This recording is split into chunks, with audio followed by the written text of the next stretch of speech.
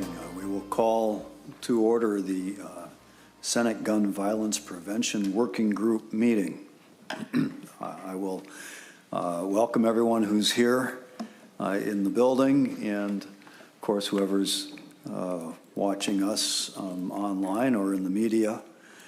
This is our second meeting. We met on Monday to go through a list of proposals. Here's some testimony from the public, those affected by recent gun violence, and advocates for particular solutions. Prior to this week, we did invite anyone who wanted to suggest or propose legislation or funding to come forward and to do so, particularly soliciting that from our colleagues in the Senate. Whatever was submitted was on the agenda for Monday. We did have one item from Senator Gruenhagen. As of this morning, I'm not aware that we have received any particular proposals from our GOP colleagues. I do want to say that they are still invited, and we will welcome the discussion. And if there's something in the course of our conversation here this morning that you would like us to consider, please let us know so that we can have a conversation about it and consider it as a part of this working group's recommendations. Senator Drahan. Thank you, Chair Latz. Would that include topics that aren't related to gun violence, per se, mental health, I guess, and school safety? I guess they're related, but you know, that's been what I have tried to do the 9 years I've been here, is work on solutions for mental health and for school safety. You know, we could, if we have time, I know we're starting a little late, but to have just a little discussion on those topics. I did not bring forward drafts with 36 hours of notice. I just didn't have time to have staff draft in a form that I thought was ready for prime time. And for special session, I think I have 6 bills already being drafted to address what I think should be more labeled school safety is my top priority. And if we could have some time to talk about that, that would be great. You're the chair, it's your agenda, but I just wanted to put that out there. If people want to have those type of discussions, there's 3 of us that went to a tour in Lakeville to tour one of their schools there and how they are doing their best to protect the children in that worst case scenario. And I think having that discussion is very important. If we have time, I would love to see that. On the mental health side, you know, what we did a couple years ago, very bipartisan group worked on mental health and tried to get that to the forefront. I asked for a committee, separate committee, just on mental health back in 22. You know, I think that discussion, we could spend weeks upon weeks just on the mental health portion.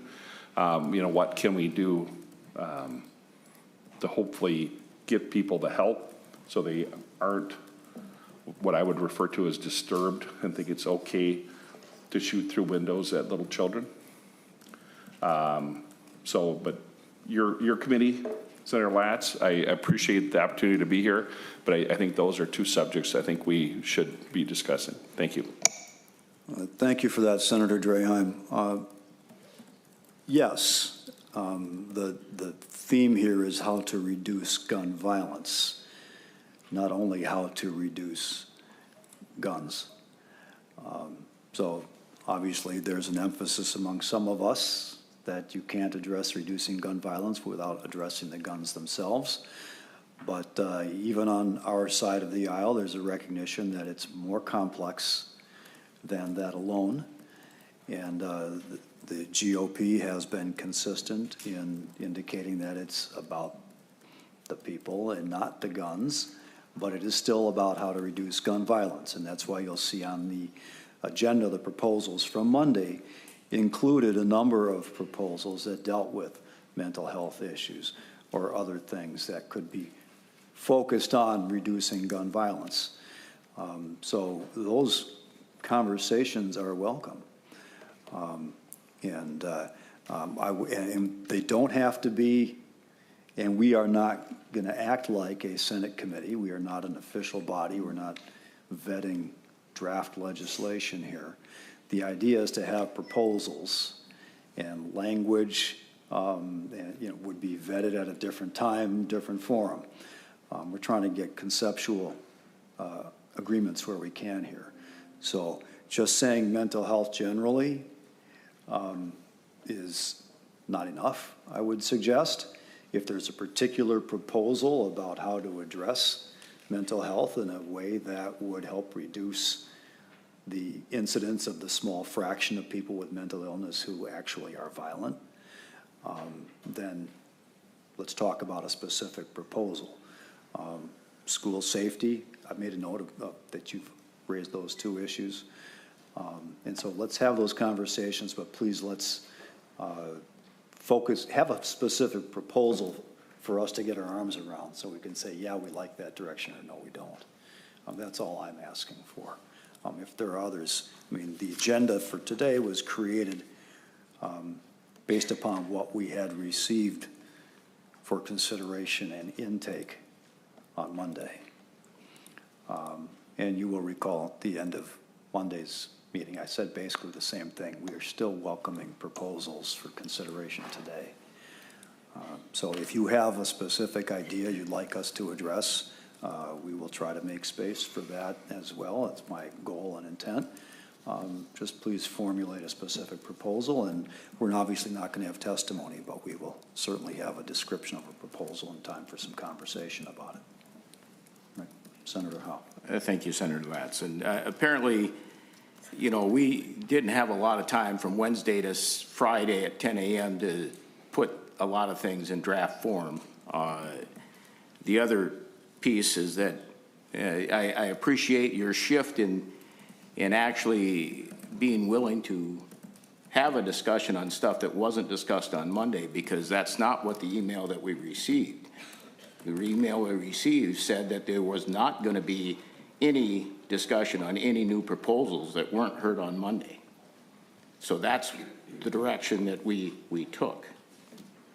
All right, well, I don't know that I've seen that email at this point, but my closing remarks on Monday said we are still open and would welcome input from our GOP members with specific proposals. So that's the way I'm approaching, and you know, this obviously is a broader question than just what to do about guns, and that's reflected in the testimony that we've had and in the conversations beyond us. There are probably 1,000 ideas around the country about how to reduce gun violence. We obviously can't take up all of that, but I do want to try to meet the moment here with some urgency, because we've had a horrible summer and starting of the fall with gun violence, and I think it's time that we try to take some more proactive steps. Senator Howe. Thank you, Senator Latz. And I think the, you know, one way you reduce gun violence is just reduce the acceptance of violence across all. Gun violence is just a piece of the violence that we're facing in our society today. And it's a tool that these folks are using. We need to reduce the heat and the rhetoric and actually come down and actually being civil to one another again in our society, and not believing that violence is the answer. Because violence is what we're dealing with. People think that going after people is the right answer, and we're not being, and I think that goes down to our kids, and we need to protect our kids from all violence, whether it's bullying, whether it's verbal violence, sexual violence. I don't care what kind of violence it is. we have to deal with that. And gun violence is just the one piece of that, and it's a violent deal, and we have to come to a better answer with just cherry picking one item. We need to deal with this across the board. And you're seeing, I look at what just happened in Minneapolis this week, just this weekend. In the last 12 hours, there was 12 people shot. We have to address that, but it's not necessarily, my concern is, are we going to put more ink on paper? You're going to address, you're going after an object, and I think these bills, if you pass them, are going to get tied up in court, and we won't actually get anything substantially done to actually protect our kids and to help our kids deal with this. And that's my concern, is if we just focus on the gun, this issue is going to be tied up in court, and by the time it actually becomes, and we implement it, if it ever gets implemented, we will still face more deaths. Senator Howe, if you have a specific proposal for us to consider, we would love to hear that. I think we can all agree we need to reduce violence. And I, for one, am not going to be stopped from proposing solutions that I think on their merits would accomplish our goals because of the concern about future litigation or delay in implementation or effectiveness. I have Senator Westland wanted to speak, and then Senator Mohamed. Thank you, Mr. Chair, and thank you again to our colleagues. I appreciate the dialogue because I do think that this is where we have to start. We have to have conversations about this, but we can't get so dug in to our positions that we aren't actually having a dialogue. And I do not view this as a one and done. We're having a working group. We're going to talk about it. We're done. I have plenty of proposals and ideas for things that I will probably wait until the regular session on. I do think there is a sense of urgency, and I'm sure everyone walked out of this meeting on Monday feeling kind of devastated, and just that was very difficult. And I want to acknowledge the fact that it's not only difficult for us, but our staff was also very emotionally impacted by the stories that we heard on Monday. This affects all of us. So we do need to continue this conversation. I will say what I said Monday and repeat what Senator Latz said, is that we are specifically talking about gun violence, not violence generally, and that's certainly a topic for another day as well. But we are here to talk about gun violence. And the thing about addressing the problem is it is complex. It is multifaceted. And the one thing that will be helpful is we have actual data and research to provide guidance to us for some evidence-based responses. Mental health always comes up in conjunction with gun violence conversations, but the fact is most of the people who commit acts of gun violence are not mentally ill. And so I think we can't hang it just on that. Senator Lucero, I appreciate, you mentioned many times people are evil. I don't know quite what to do with that or how we're defining evil, but I think that that's a little bit too simplistic of an explanation for things.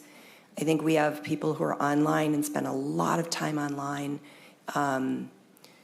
subject to radicalization and extremism, that they are just disconnected from community and from the world.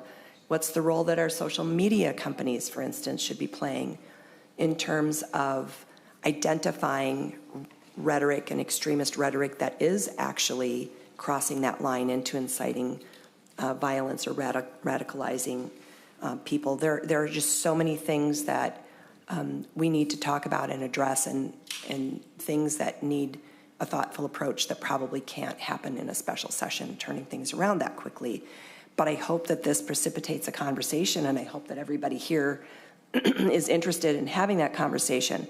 What is important and what has often been missing is the lack of research. And we know that for a long, long time, the CDC was not funded or permitted to do real deep research on gun violence. We have an excellent organization here the Violence Project, that I believe actually the Gun Caucus supports as well, because they do good, solid research, and they have been partners with us in this conversation and will continue to be. And I think we need to continue to see how they can help us understand all of the different factors. And I guess the last thing I'll say is that I understand that this was this working group came together somewhat quickly, but it is my understanding that that Leader Johnson knew about this a week, like very early September. We had the names of the working group put together by the 9th. We all managed to throw some stuff together or had some things in the hopper. And I think the dialogue is ongoing. I don't think there's a deadline for providing things. It's just harder to have conversations when we don't have specific bill language in front of us. But let's work on it. And like Senator Latz, I'm happy to have conversations about all of these things. I need to have a conversation, though, that does include talking about what we do about the proliferation of certain types of weapons that we heard testimony from doctors talk about, the damage, the physical damage that they do. So I appreciate this. In sincerity, this is an issue that hits really close to home to me for so many reasons, as it does for many. I really want us to do something about this. And I desperately want us to do something together as best we can. And I hope we will continue to have that conversation. Senator Mohamed. Thank you, Mr. Chair, and I know we want to get into the discussion, so I'll keep it short. I have a few things. Number one is I think hearing this conversation can be very triggering for people who have experienced what they've experienced over the last month, rightfully so. I think folks understand what happened in our communities is violence, and I think they wholeheartedly condemn it. I certainly do. Senator Latz does. Everyone on this side of the aisle does. I know you all do, which is why you're here. And I think the question is, what are we going to do about it? Because this moment does need to meet the urgency that it deserves. And I think these families deserve that. And so I think what I want to center us in is the testimony that came from one of the moms who said, if you want to look at my child in the eye while I clean from her back the wounds of the gun, then tell her you don't want to ban the gun that did that to her. You have every right to say that to her, and you'll have the opportunity to do that. But you also have the opportunity to do the right thing, meet the moment. And I think mental health is a part of that conversation. We've had hundreds of millions of dollars we put into policies over the last 3 years, and every single one of your members voted against that. And that's unfortunate. But we have to be honest about the decisions that we make in this body. I care about mental health.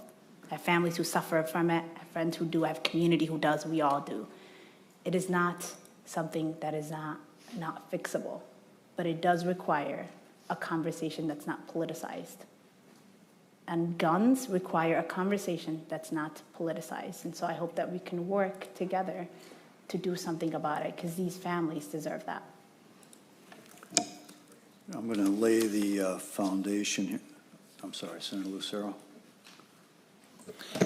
Thank you, Mr. Chair, and I appreciate these opening comments. And I think, again, just to reiterate from the meeting on Monday, that all of us are devastated, not just on this committee or task force or work group, but across the state, across the country.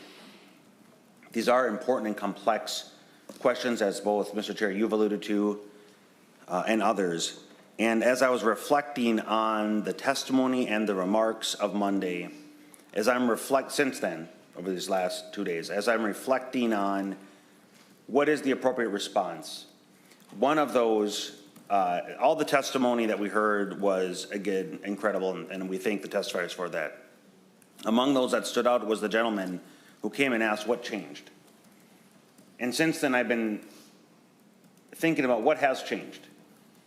And I brought a book with me today because I didn't know if it'd be appropriate to cite it at all, but this conversation, it's motivated me to share just a few comments from this. This is a book that I have been reading. It has nothing to do with politics, nothing to do with anything. It's called Atomic Habits, if any of you have ever heard of this. And the subtitle is An Easy and Proven Way to Build Good Habits and Break Old Ones. Nothing to do with politics at all, or policy. But I had gotten through chapter 6, and I wanted to read a few just some small snippets here that are directly related to what was just said. As we consider what do we do going forward, as we consider what has changed, what is the appropriate response? How do we ensure safe environments, safe communities? How do we ensure safe schools? And again, I'm just reading a handful of snippets here that stood out for me that were directly related to that. Environment is an invisible hand that shapes human behavior. Despite our unique personalities, certain behaviors tend to arise again and again under certain environmental conditions. In 1936, psychologist Kurt Lewin wrote a simple equation that makes a powerful statement. Behavior is a function of the person in their environment. As a result, you can imagine how important it is to live and work in environments that are filled with productive cues and devoid of unproductive cues. Thankfully, there is good news in this respect. You don't have to be a victim of your environment, you can be an architect of it. 3 more small snippets. Environment design is powerful not only because it influences how we engage with the world, but also because we rarely do it. Most people live in a world others have created for them, but you can alter the spaces you live and work to increase your exposure to positive cues and reduce your exposure to negative ones. Environment design allows you to take back control and become an architect of your life, a designer of your world, not merely a consumer of it. Our behavior is not defined by the objects in the environment, but by our relationship with them. In fact, this is useful to think about the influence the environment has on our behavior. Stop thinking about the environment as filled with objects and start thinking about it as filled with relationships. Think in terms of how you interact with spaces around you. And finally, if you want behaviors that are stable and predictable, you need an environment that is stable and predictable. A stable environment where everything has a place and purpose is an environment that where habits can easily form. And so I thought that was very relevant to this national discussion we're having of the environment and healthy and unhealthy behaviors. And I have a longer list that I won't read now, but there are things that have changed in these last several decades that I think are contributing factors to where we're going and why we're seeing difference. One of the constants has been the number and type of firearms, the accessibility of firearms. That's remained a constant for decades. And what has changed, though, is our environment and our relationship within the environment, how we act towards each other, et cetera. So with that, Mr. Chair, yep, I'm done. Mr. Chair, I just wanted to add these remarks as we're considering these considerations. Thank you. Appreciate that. Would also appreciate if you have any specific proposals for us to consider as a working group to address what you are identifying as environmental issues. This working group is intended to consider specific proposals for possible recommendation to the legislature for statutory changes or for funding. All right, so I really want to encourage every member to focus now on that. Before we go any further in this conversation, dove in, I guess I sort of started it, but I do want to, in terms of decorum, note that, as in the first hearing on Monday, signs, noise, or demonstrations that disrupt the committee's work may result in removal from the hearing room. Quiet must be maintained in the committee hearing room, and verbal discussion should occur outside of the committee room. So if anyone here wants to have conversations, you're welcome to step out, have your conversation, then return to the committee room. The hearing is to consider members' proposals. Reiterating my offer to GOP members to give us specific proposals to consider as well. So with that said, what I'd like to do first is to turn to the item on our agenda, the consideration of Monday's proposals. Item A is the safe storage bill. This is a bill that There has been language drafted. The bill itself has been around for a while. There are copies in the back of the room. And I don't think the intent here is for us to vet specific language. The goal here is to see if there's consensus on whether or not there ought to be passed a safe storage bill that accomplishes the stated goals. So first, I guess I want to ask if the person who presented, Senator Gustafson, please just stay right here. But just give us a brief synopsis of the points of this proposal so that we can set the table for our discussion. And do any members need a copy? We can get them to you of the proposal itself. Okay, I guess we're good to go. Senator Gustafson. Thank you, Chair. I just want to make sure well, you know, I presented this probably about 20 times, so I'll just go from everything I know. Safe storage is simple. We could also refer to it as secure storage, but basically when a firearm is not in your possession, it must be kept somewhere safe, and that includes a gun safe or a lock. All of those are fine. It can be loaded, but it must be in a safe or it must be locked.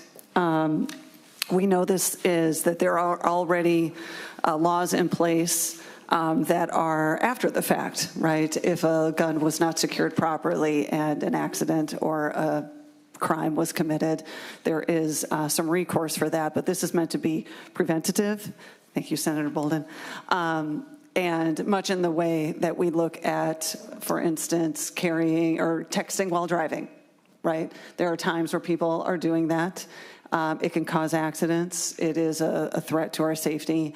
But just having the bill be law now has prevented more people from doing that. It's a good practice to have in place. I want to mention that one of the things, the biggest goal of safe and secure storage is to protect our children. And as I mentioned on Monday, I had presented this several times. We had at one time significant bipartisan support, and then unfortunately we're not able to get it across the finish line. But in the time that we spent on that and came this close to getting it there through the Senate, we lost more. There were more accidents happened. Can I say here with all certainty that those would have been prevented with this law? Of course not. We're not going to legislate our way out of every problem. But I will say that a 4-year-old in Brooklyn Center accidentally shot himself in August after finding a gun in his uncle's room. A 12-year-old in St. Paul accidentally shot himself in the head in August. These are some of the things that we can do, and this is where policy really can make a difference. It can prevent these tragedies, and maybe that doesn't get reported as much, but this is common sense. In fact, I would say it's so common sense that if you're like me and you belong to Pheasants Forever or Ducks Unlimited, if you're a hunting family like myself, we keep all of our guns stored safely and secure, and it is recommendation by those groups and the NRA that you keep your gun safe and locked away when you're not using it. That is a recommendation from them. I took my concealed carry class last year, also a recommendation from them. So these are all very much accepted, common practice and best practice for people who are responsible gun owners. And I know the next thing is to say, well, of course, law-abiding citizens will always follow the law, but what about the people that don't? Again, this will help in case somebody tries to steal your weapon. If it is secured, that means people who shouldn't have your gun won't be able to access it. I'll also mention, too, that many of the guns that we see, which we addressed also, too, with some of our other policies, are guns that were obtained illegally. This is one of the things that would prevent that as well. So I know we've had rigorous debate about this. I'd love to hear more about what you're thinking, but this was something that we had bipartisan support for, and I hope that we can get there again. But happy to open the conversation and appreciate everybody for being at least open to talking about it. Is there any discussion? Senator Drahan. Thank you, Chair Latz and Senator Gustafson, for bringing the idea forward. You said you presented this like 20 times. Well, why didn't it pass when you brought it forward before? Senator Gustafson. Thank you, Mr. Chair. Thank you, Senator Draheim. I might have been exaggerating. Sometimes when you're in the thick of a bill, it feels like it's 20 times. It might be, 12. I would say that, some of the reasons why are not maybe my story to tell, but they do center around people being, feeling as if they, I'm trying to find a way to describe it without divulging private conversations, but there were people who just felt uncomfortable after it was made public that they supported it. And so I think that kind of goes to show the polarizing that gun bills can bring, the polarizing atmosphere that carrying a gun bill can bring, and the amount of, the people who are on the opposite side of maybe a gun policy that I might want to pass. They're well funded, they're well organized, and they're very connected. And that can be very intimidating when you're trying to put yourself out there to do what you know is right for your community, but the amount of pressure sometimes can be too much to take.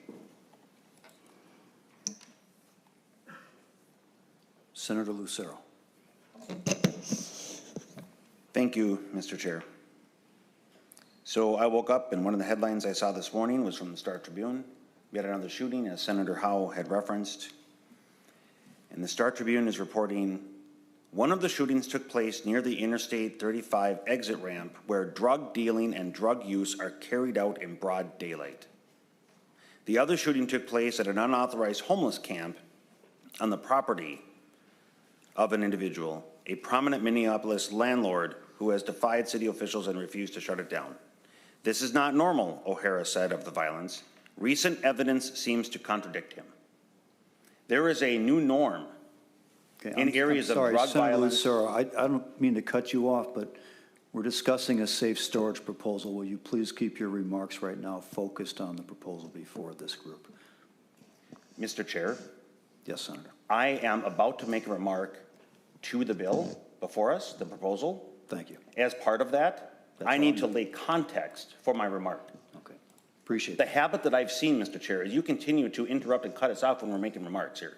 So if I could please allow to lay a preface for my remarks to the proposal before us, that would be appreciated, because these are important conversations. Senator Lucero, you will recall that I just gave you a lot of leeway to read a number of passages from a book about the general environment in our community And you cut me off. without any link to any specific. Actually, where I was going to cut you off, Senator Lucero, was not because I was trying to stop you from saying something, but because some members of the audience started to get verbal about their disagreement with the factual assertion that you made.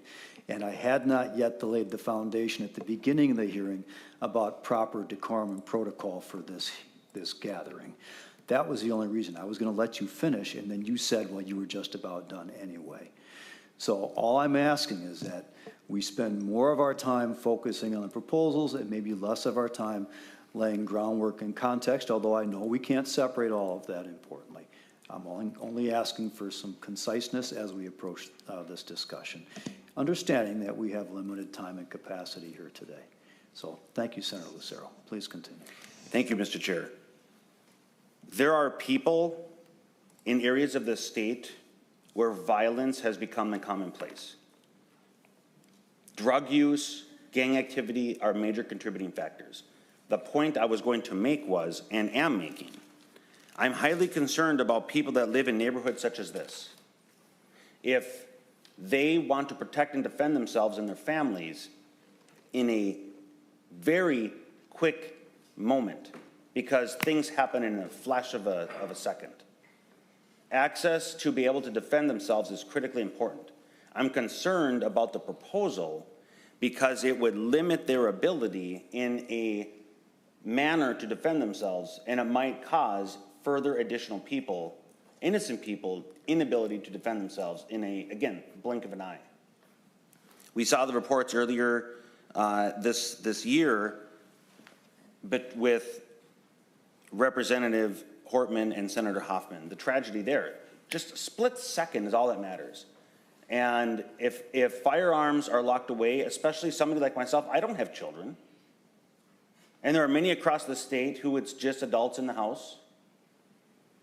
We should not be in a position to say you are going to have to lock up your firearms because we, the government, deem it safer, and we're going to limit your ability to respond in a fraction of a second to defend yourself. I have grave concerns with the proposal before us, Mr. Chair. Senator Gustafson. Thank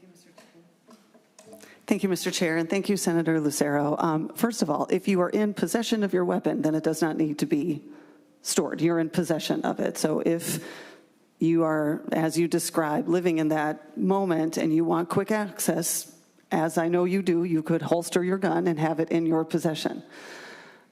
No one's taking that away from you. Second of all, I would just say that as somebody who was on the list multiple times on June 14th and received a phone call where they didn't know where he was and if he was on his way, and I do not live that far from where our colleagues were shot and killed, we were able, in a moment's notice, to grab our firearms so that we could protect ourselves. I know what that fear is like. Everybody on this table knows what that fear is like, at least on this side. I don't want us to get down this road where we have to compare tragic moments with each other so that we can feel as if that justifies us not doing anything on gun policy. What we're talking about is when you're not in possession of your gun, make sure it is secured somewhere safe. That is reasonable. I mean, the majority of Minnesotans across the political spectrum, gun owners and non-gun owners, agree on that. And when, last time we presented it, there were people bringing up all sorts of really strange scenarios. What if a cow comes at me? What if I need to have it in a what if? I don't know. But the point is that when you're not in possession of a gun that could hurt somebody, as I've just talked about, specifically children are usually the most affected, lock it up. Put a trigger lock on it. Put it away in a secure storage so that it will not harm anyone. That's all we're asking. It is a completely reasonable ask that has quite a bit of support. I mean, there are so many other states that do this, and they're fine. And we will be too. So that's my response. Any other discussion? Senator Mathews. Thank you, Mr. Chair. I did want to look up and see the example cited, and it does appear that the individual with the 4-year-old that was mentioned did get charged. It appears that statute 609-666 already prescribes a gross misdemeanor to someone who negligently stores or leaves a loaded firearm in a location where the person knows or reasonably should know that a child is likely to gain access, unless reasonable action is taken to secure the firearm against access by the child. So we do have it covered in law. I'd have to compare what exactly this adds to it, and it does appear that it's a good thing that there are criminal charges in the example that was cited.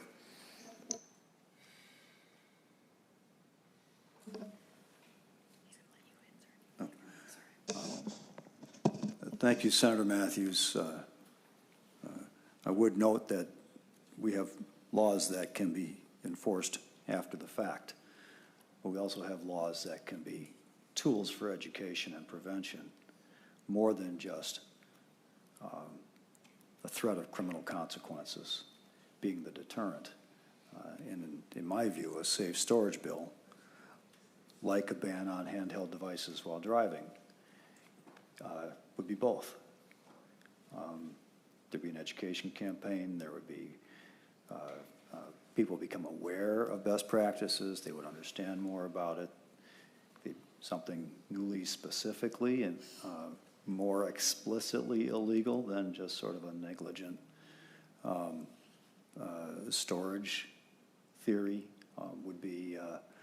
would help prevent these deaths from happening rather than coming back after the fact and saying, well, you should have known that maybe this wasn't a good idea. and we can convict you on that front. So that's why I think a safe storage bill would be particularly valuable. Besides that, it's the best practices of every gun advocate that I've become aware of as well. Any further discussion? Senator Howe.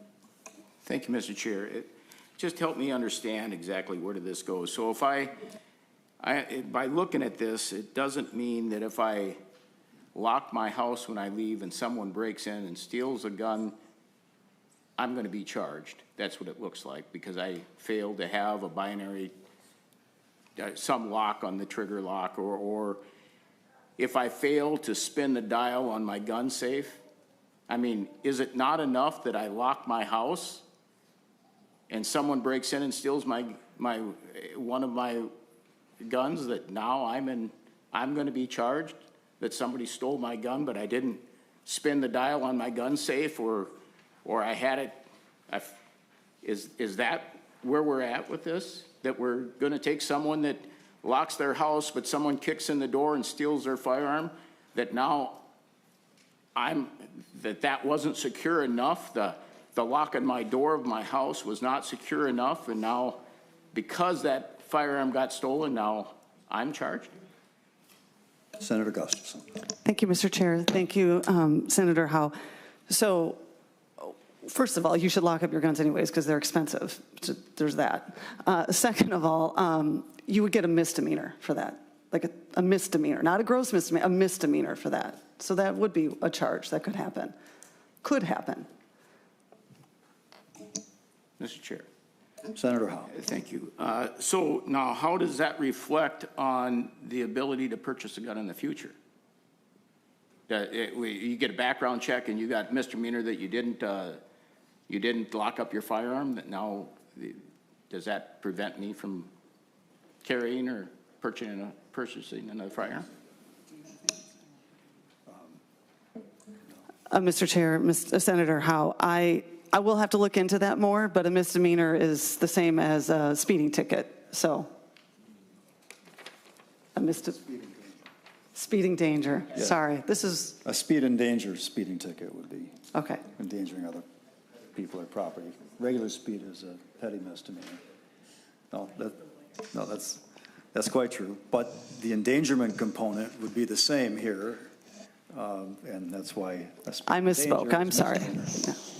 But it is still a misdemeanor. I will look into what that means for future gun purchases, and I can get back to you on that.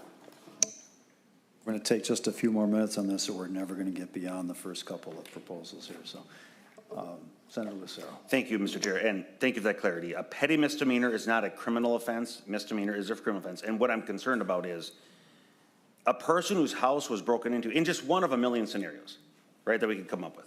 A person whose house was broken into is a victim. They were violated in their most intimate place, their home, place of abode. To charge the victim now with as a criminal offense, that is shocking, and that's not the place that we need to go, is criminally prosecuting a victim whose house was broken into. I can't support the proposal as it's written. Thank you. Well, I just have to say, I think that if someone's house was broken into and the police respond and they see cocaine on the table, they're going to get charged with cocaine possession as well. I mean, you don't get immunity because someone broke into your house, and that's what brought the authorities to come to the attention of the contents of the house. And the likelihood of there being a burglary with a house broken into compared to the likelihood of a 3-year-old getting a hold of an unsecured handgun that's left in a desk drawer with a bullet in it, I think you're a lot more likely to lose a child. And the number of lives we've saved that way is a lot more valuable than the number of people who can get charged with a misdemeanor. If someone breaks into their house and the law enforcement finds out the firearm wasn't stored properly, I don't know. To me, I would choose life. Any further comments before we take a consensus assessment on this? Thank you, Senator Latz. So I think almost 400,000 guns are stolen each year. We had a conversation a minute ago about community gun violence, which is a concern for communities. And we know that stolen guns are the ones that end up being trafficked and are, they are used in an illegal market, and they do create a lot of tragedy within communities. It seems to me that if we're trying to get to gun violence as an issue, making sure that people are not easily able to steal guns and then market them illegally would be an important conversation to have about preventing tragedies in our communities. Gun violence takes a lot of forms, and we talk a lot about mass shootings, but community gun violence proliferates, and it creates tragedies within communities as well. Suicides are another type of gun tragedy, and so we need to take a look at all of these things and what contributes to those things. So I don't know, it just seems to me that if you have a lethal weapon, one of the responsibilities, and as Senator Gustafson said, is recommended by any number of organizations, is safely storing those items. I would agree with Senator Latz that protecting a child from harming themselves or others is probably more important here. Senator Howe, final Thank you. remarks. I guess one of the questions I have, though, is it's already a crime to leave a firearm accessible to a child. That's already a crime. I guess my question is, though, Mr. Chair, you say a consensus. How do you going to determine that consensus here? Are we just going to have a voice vote? Or are we going to? Is it going to be a vote? How are you going to determine the consensus? That's a fair question, Senator Howe. I've been trying to figure out how to do it in a fair and productive manner here. This is, as you know, not a formal committee or anything like that, and I'm not. My intention was at first to ask, are there any objections to advancing this proposal as a recommendation of the working group? And if there are, then I think we just try to get a sense of, how many objections are there, and whether there's a sense that a majority of the working group would, not a pure majority. I'd like to, for me, I think it needs to be a bipartisan approach. That's the whole purpose of this working group, is to try to find some bipartisan solutions to this. I was just going to ask, are there any objections to advancing either the specific proposal or the proposal in concept with perhaps some nuance with regard to, any impediments to future firearm purchases? Questions that get raised in the course of discussion can be fleshed out in details. But it's the concept that I'm trying to get a sense on. Senator Drahan. Yeah, thank you, Chair. And, Senator Mohamed sits on pretty much every committee that I'm on, so she knows I love amendments. And that nuance is the devil's always in the details. And I see some of the proposals, in my opinion, have some unconstitutional language in them that I would have a hard time supporting, just on the fact that it's unconstitutional, and we're supposed to uphold the Constitution. So to me, it's 6-5. We're going to have a majority of whatever you guys propose. So I think I would benefit more, and I think my constituents would benefit more with the discussion, more than a vote that means nothing on some loosely written proposals that aren't ironed out, haven't been vetted. Most of these would have multiple stops in different committees and be vetted. So that's my 2 cents. Thank you. Senator Westland. So we don't have precise language that we agree on, though. I think the basic question I would ask is there any consensus on I think what Senator Latz was trying to get to, is there any consensus on working together to develop a safe storage bill I mean, either you agree in principle on that and are willing to work with Senator Gustafson to come up with language that would be supported, or you just are opposed to the concept altogether. And if you're opposed to the concept altogether, I mean, I guess that answers the question whether or not it's something that would have bipartisan support. If it's something that with some work and some tweaks, in theory, you could see yourself supporting, I think that's valuable information for us to have, even if we're not taking votes on things because we're not a committee. I just want to know where people stand. Either it is a hard no under any circumstance, or there is a world in which you envision that something like this could pass with some work with Senator Gustafson. So I think that's a good synopsis of how to approach. Senator Gustafson, you were reaching for your, or shall we just go ahead? Let's just go ahead, Senator Gustafson. I just want to say that I would love to have more conversations with you on this. I do think that we can get to a consensus. There are 7 states who have a bill just like ours, and I don't know that there are constitutional issues, but that might be different in our language, and would love to work with you on that. But I do think this is something that we could come back to a bipartisan agreement on. So let me just ask now, is there, I can ask, is there any objection to moving forward with a discussion with an eye toward finding agreement on language for a safe storage type bill? Or let me just ask it that way. Senator Howe. Thank you, Mr. Chair. And, I don't think it's right for us to tell an author of a bill that they can't continue to work on a bill. I think if you've got an idea for a bill, continue to work on the bill. I mean, and until you get, and we can always work across the aisle to get consensus and to build that. And I think it's kind of not a great idea for us to be able to tell the author, yeah, put this one on the back burner, I don't think it's going to go. I think they should continue to work that.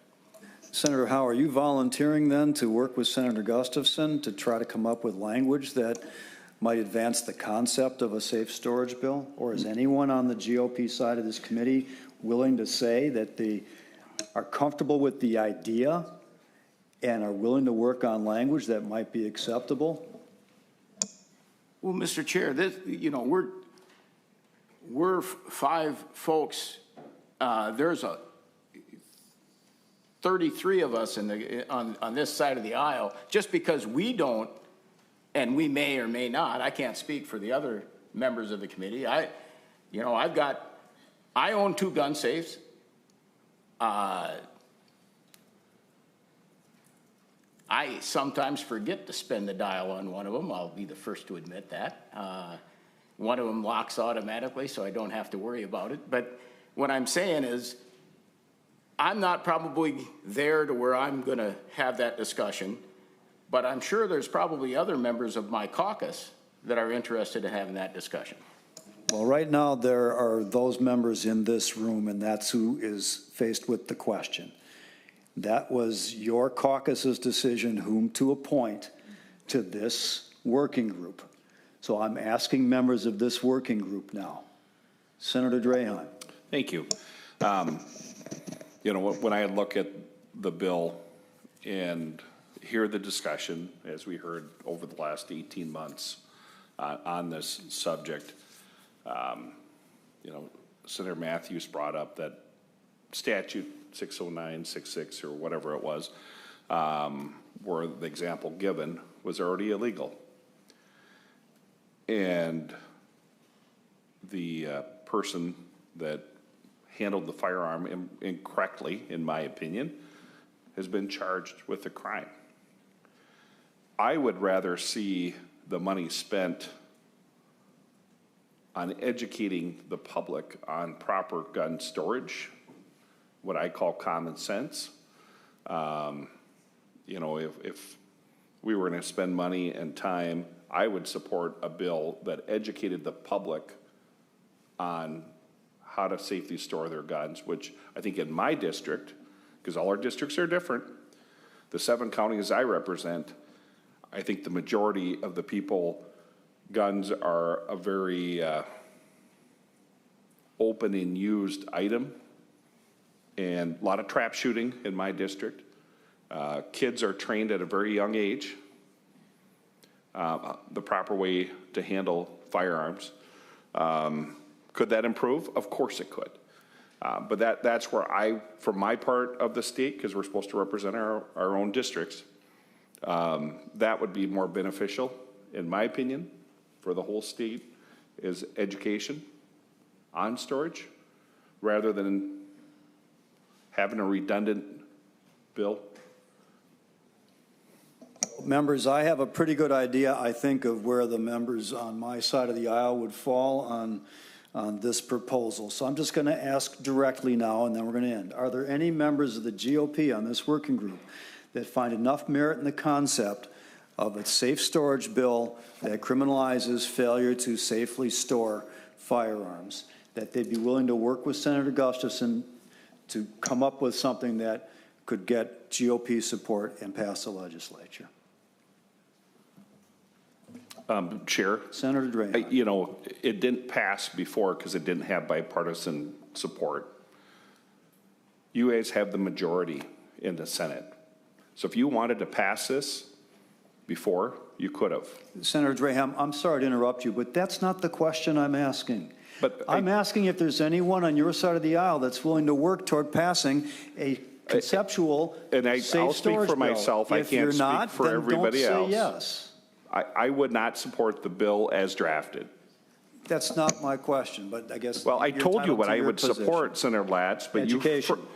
you phrased the question to admit that part. So that is what I'm passionate about. If I want to save people's lives, I think education will do more good Okay. than another bill Senator Mohamed. to do the same thing we already have on statute, Senator Latz, in the examples given. So we could pass more laws, but it's really not going to save people. We need to educate people. We need to arrest the people out shooting up the streets of Minneapolis. We need to charge them. We need to prosecute them. We need minimum sentences. Senator Mohamed. Thank you, Senator Draymond. And I think you're somebody who often works with members. You've certainly worked with me, even if at the end you didn't agree to bills. And I think even if you disagree with the way the bill currently is drafted, members on this side of the aisle are asking you, what would you need to get to, not even a yes, do you want to work on the idea of the policy? And what we're hearing is no after no after no. Members on this body are committed to working on that. Mr. Chair. I'm ready to move on to the next item. It's pretty clear that unless you're going to say yes, unless you're willing to say that, yes, I can get to someplace on the concept of criminalizing failure to keep firearms safely and securely stored, then there is no GOP member that is willing to do that. And we'll move on to the next bill on the agenda, and we'll see if we can reach any consensus on that. I'm not going to spend another half an hour debating the language in the safe storage bill, or that will end up being the message, that the GOP is unwilling even to participate in these conversations. So I don't want that to be the message. I want this to be a good conversation aiming toward consensus. Simple question is there objection to this, or anyone willing to work on trying to find a safe storage bill with this basic concept? If no, that's fine. I think that's just the way it is. Senator Heitzman. Thank you, Mr. Chair. I think that your characterization of the GOP is unfair. You have had Senator Draheim suggest education, and you say, oh, the answer is no. You're saying absolutely no. You're labeling us as not being pro-safe storage. All of us agree safe storage is a good idea, right? We have a different idea of how to get there. But to say that we're absolute no, when Senator Draheim said, let's talk about educating the public about it, that's not fair. So thank you for that, Senator Heitzman. And I've been asking for proposals from the GOP at least since September 9th, when I personally spoke with Senator Johnson, notified him we were putting this working group together. I wanted bipartisan input and participation and soliciting of proposals. And the proposal before us is not an education proposal. I'm trying to get a sense of whether there's support for the proposal before us. If you don't support it, then that's fine. If you support something else like education, that's fine. Make a proposal to put together a statewide education plan for safe storage practices. That's fine, but that proposal hasn't been brought to us either. So right now, I'm going to do the equivalent of calling the question on proposal number, letter A on our agenda, the safe storage bill.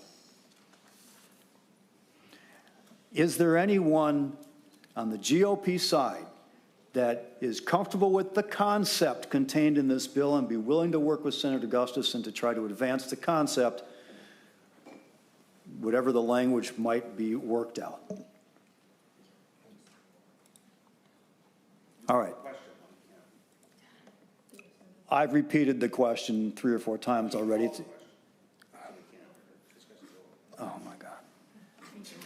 Okay, you want to take a vote on it? Is that what you'd prefer? We can take a vote. I was trying to avoid going down that road. I don't mind asking for a voice vote. Do you support safe storage or not? Do you want to go down that road? We can. I'm trying to ask it in a more nuanced way to leave open more possibility for bipartisan cooperation here without forcing people to be on the record, if you will.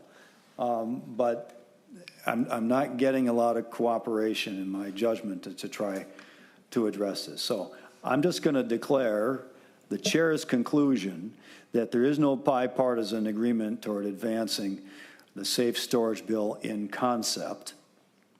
And we're going to move on to the binary trigger ban. I believe this is also Senator Gustafson's proposal. Could you please give us 30 seconds, Senator Gustafson, on what the binary trigger ban proposal is?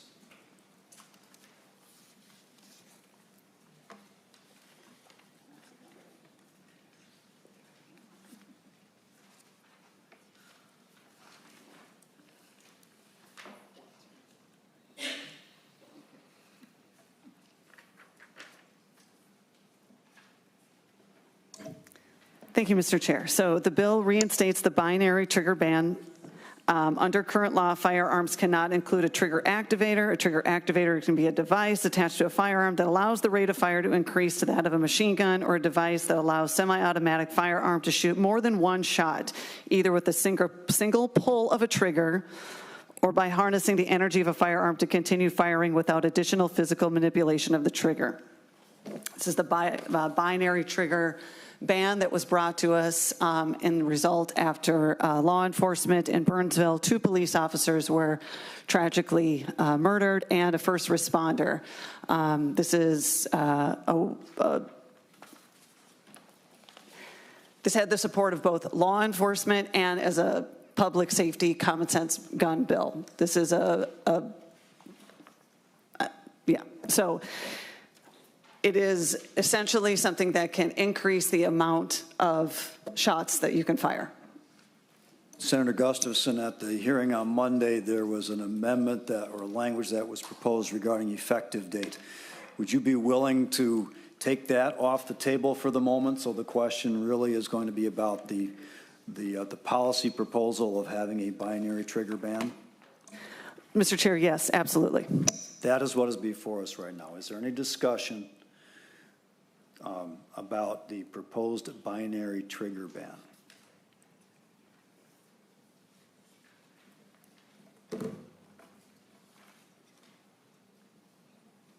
Are there any objections to the proposed binary trigger ban? Mr. Chair? Senator Howe. So the folks that have a binary trigger on their gun, how would that look? So what happens afterwards? If they have one, what do they do? I mean, do they replace the trigger mechanism? Is there a cost to that to the state for making it now illegal? How does this work? Senator Gustafson. So thank you, Mr. Chair. Thank you, Senator Howe. The it would be illegal to sell in the state of Minnesota. If you have one, you're not allowed to possess it. Senator Lucero. Thank you, Mr. Chair, and question for Senator Gustafson. So if someone has it, it's legal now, and if someone has it and they're no longer permitted to possess it, if this proposal were to become law, what does the process look like to depossess them of their legally obtained firearm? Senator Gustafson. Thank you, Mr. Chair. Thank you, Senator Lucero. I admit I missed just the last tail end of your question, but you can't have it. So it's illegal to sell. If you have one, you cannot have it. You'll have to turn it in. Does that answer your question? Okay, then maybe you can repeat it for me because I missed the last part of your question. Senator Lucero. Thank you, Mr. Chair. Thank you, Senator Gustafson. The question is to turn it in.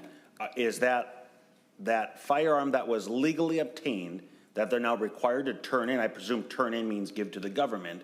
Are they going to be compensated in any way for the firearm that they're handing over to the government? Thank you, Mr. Chair. Thank you, Senator Lucero. Yes, sorry, very different question. No, as it stands right now, no.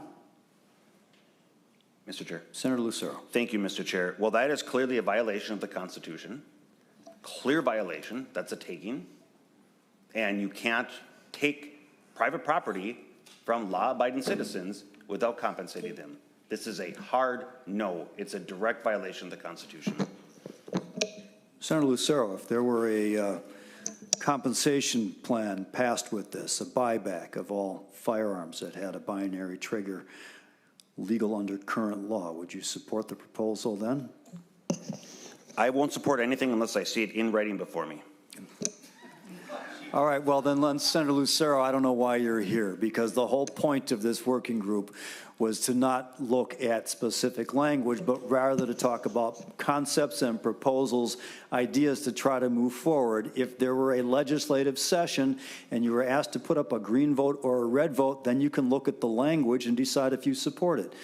But I just addressed your objection to the binary trigger ban, the takings clause of the Constitution, by saying, okay, let's get rid of that taking and pay for it if they are turning in what becomes an illegal piece of property.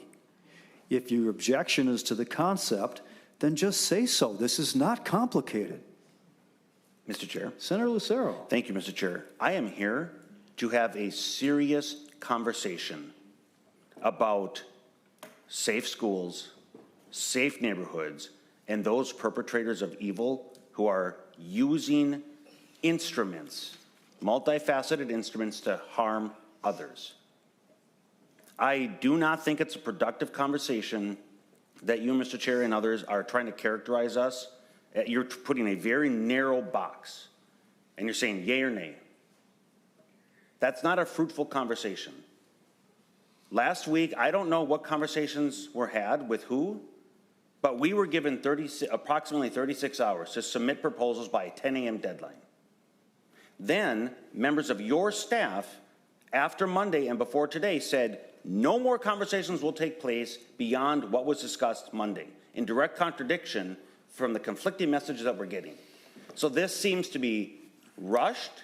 It seems to be mischaracterization. It doesn't seem like it's a healthy, serious conversation. Minnesotans want to have real solutions to protect children in schools, to protect violence that's occurring in neighborhoods and communities against these drug dealers, against these gang bangers, and continuing to focus on law-abiding citizens and not compensating them for a taking and many other very large problems with these proposals is just not serious in addressing what's happening in our communities and schools to protect our children. So that's why I'm here, Mr. Chair. Senator Lucero, this conversation's about 3 or 4 decades too late. You had a lot of time to come up with proposals. And I can tell you, after the Annunciation shooting, it took me 15 minutes to put together a 6 or 7 point broad-based proposal that I put out in a press statement as to how I thought we ought to address reducing gun violence in this state. It takes one Google search to come up with 1,000 different ways in which we could take steps to do this, some of which you might agree with, some of which you would not. 36 hours is more than enough time to put pen to paper or to type into the laptop and come up with a few proposals to put before this committee. So I'm sorry, that excuse is no longer valid as far as I'm concerned. And the yay or nay was to an incredibly broad-based question. Do you or don't you support the concept? If you're going to sit here and say you're not going to support anything unless you see every period and semicolon in Word on paper and see if you like it, then you shouldn't be on this working group, because the idea was to look at concepts, ideas, policies to either move forward with and try to come up with language that can get votes or not. All right?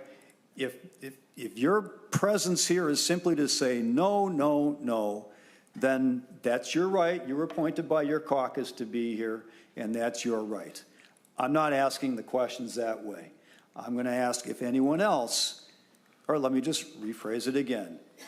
Is there anyone here who objects, or I should say, are there any members of the GOP who would support the concept of banning binary triggers in the state of Minnesota in a manner that would be constitutionally done? Okay. No members of the GOP support binary trigger ban. Let's move on to item C. Item C was my proposal. Actually, it was Senator Hoffman's proposal that I presented to increase the criminal penalties for impersonating a peace officer.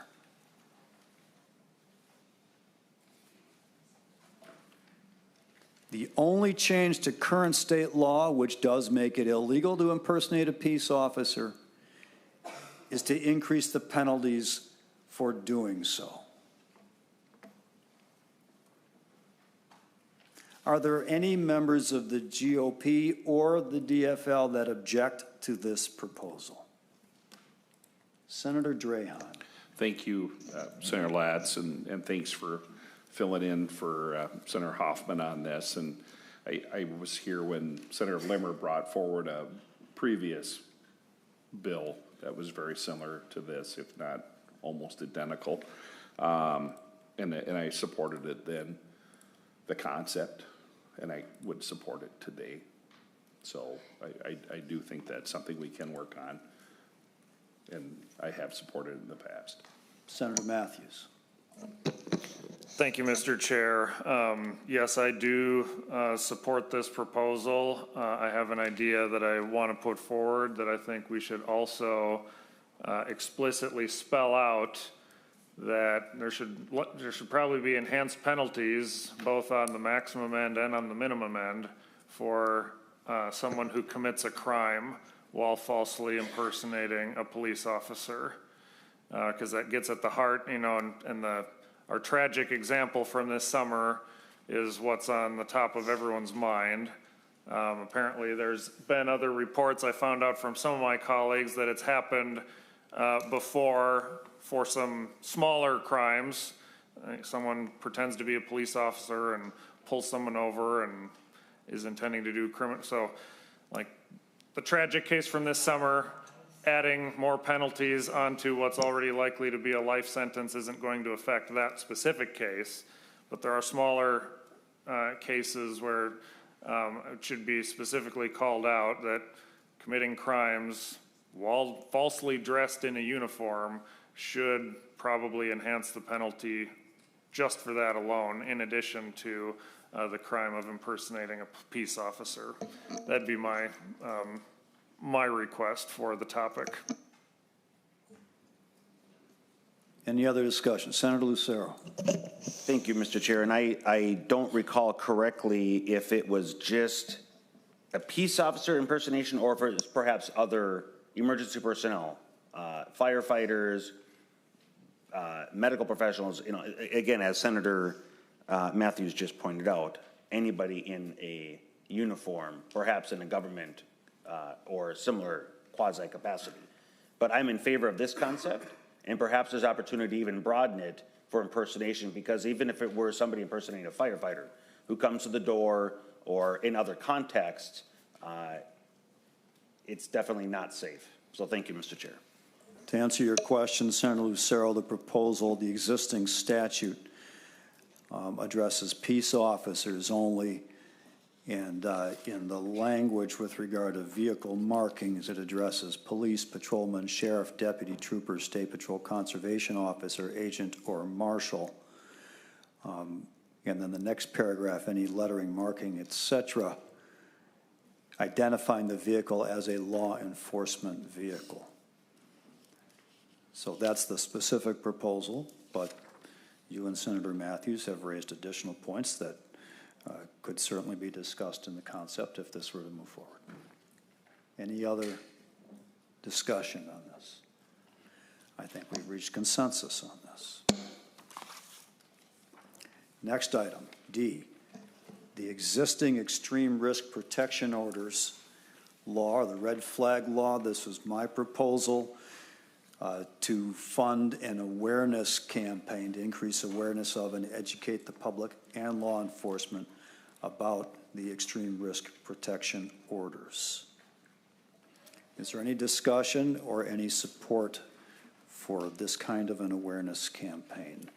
Understanding the caveat I'm throwing out here is this would involve an appropriation clearly, and it's all subject to available funding, and the numbers are not specifically proposed. But the idea is the concept here. Any discussion on the concept? Senator Westland. Thank you, Mr. Chair. I would absolutely support this. I think that I believe we heard testimony Monday that this has been used successfully in the state of Minnesota, but there are a lot of people who are still unaware of this. There have been recent stories about this. I work in family law, and some of you may have read recently that a family law attorney and a family court judge were both threatened by a gentleman unhappy with his family court proceedings, and the local police department was able to file a petition for an extreme risk protection order. He made very specific threats, and then he was subsequently tried criminally. But we know that this public awareness campaign can be very important in intervening. We talk about mental health. There are people who are having a crisis. Oftentimes, gun deaths are suicide. We do know, and we can kind of lengthen the fuse between the impulse and the means, that we can often save lives. And so I believe this is, first and foremost, the underlying law is a very, very good law. It saves lives, and I think that we should do everything we can to make sure that there is public awareness of this. Senator Drahan. Thank you, Chair. Overall, I always, for the most part, I think we do a terrible job as a state communicating across the whole state. And a lot of our communication is directed mainly to the metro. And, I go all the way down to the Iowa border. So I do think anytime we can expand education for the general public, I'm for. I think there are some issues that I don't know if this is an appropriate platform to talk about it, but about the accepting donations from outside groups and then First Amendment issues with people, maybe a billionaire that has funded attorneys in the office I know you used to work at, the Attorney General, to work on specific topics. And I think we could go down and this is way in the weeds, I apologize, members. But could it lead to that type of donation, that it is slanted towards a special interest group? And I'm thinking of a couple billionaires, and you can point fingers at our party too, because we have a couple billionaires too that play in politics. But that would be my concern. But overall, like I stated before, I'm all in favor of the education piece for protecting our public. So if that's a yes or no, I don't know. That's for your interpretation. But I would support communicating to the masses red flag laws. So, thank you. Senator Mathews. Thank you, Mr. Chair. I did not support the bill when we enacted it into law a couple of years ago. So I'm not supportive of the proposal that we have here. I do want to just call out one question. I heard Monday that the stat was given that 85% of the orders that have been utilized were initiated by law enforcement. And I knew that we had that dual track method when the bill was considered and ultimately enacted. I am surprised that that number is that high.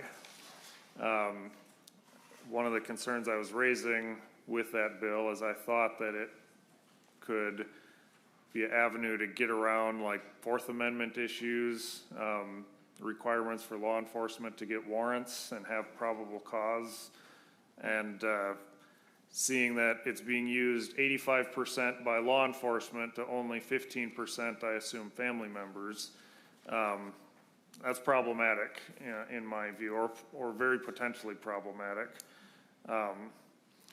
So I think that the law probably needs to be reined back in and some guardrails put on for the law enforcement part of it. But you know, I still, as I stated a couple years ago, have a couple constitutional problems in a couple different areas with the law as it was, and that's why I voted against it a couple years ago. So just wanted to highlight that point. Thank you. Thank you, Senator Mathews. And just to fill in the factual issues that you raised, the petitions, the data that I had was from a number of other people who have gotten data directly from the state court system and reviewed the actual petition contents. So the petitioners, the ones who filed the petition for the red flag or extreme risk protection order, in about 85% of those cases were law enforcement petitioners. Okay. The way I interpret that is that in some cases, law enforcement is the one that became aware of a situation and initiated the petition on their own without any other information. My guess is in most cases, there was a family member who could also have filed their own petition in court but might not know how to do that. But instead, seeing a risky situation, called 911 and said, what do I do? Or as a friend or a neighbor or someone else who is not allowed to file a petition directly because we did not want that broad a petitioner base. We wanted them to reach out to law enforcement first, so there'd be an intervening screening process, if you will. They said, I know a friend or a neighbor who is suicidal and has a gun in their house, and what do I do? And the police then look at the situation and say, well, the red flag law is a way to go, and initiates the petition. So I'm not sure you can conclude from the 85% figure that it's being abused by law enforcement. I think we intentionally directed the process through only two sources. Most of those were to go through law enforcement. The only other point I will make is that you mentioned a warrant, a way to maybe circumvent a warrant. A warrant is also an ex parte judicial order initiated by police with no input or due process from the subject of the warrant until after the fact. After a warrant is executed, if there is any criminal charge, and then in that criminal process, the then defendant could challenge the legitimacy or constitutionality of the issuance of that warrant. The red flag law works exactly the same way. So just to fill in the factual pieces of the points that you raised. Is there any other discussion on the proposed awareness campaign? Oh, the only other thing I'm going to add is that most of the firearm deaths in Minnesota are actually suicide, not homicide. And most of those suicides are basically white, middle-aged, rural men. So the red flag law specifically is saving more of those lives than any other lives. And the point of the public awareness campaign is so that people in the community will be aware that if they see a situation that concerns them, they can call law enforcement and ask for help. And that law enforcement does have this kind of a tool available to them to provide that help, rather than often in the past where they simply say, there's nothing we can do until they take actual criminal steps. So that's the point. Given the existing law, do we want to make the members of the public know or become more aware of the availability of this tool or mechanism for its use? So that's the question that I'm posing to this working group, is that kind of an awareness campaign. If we need guardrails around grants and awareness campaigns more generally, that's been an ongoing discussion in a lot of forums in the legislature.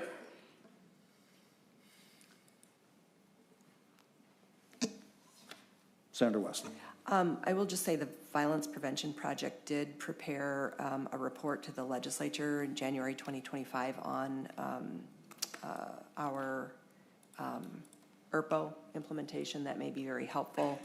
And they, I think, have agreed that a public awareness campaign will be important.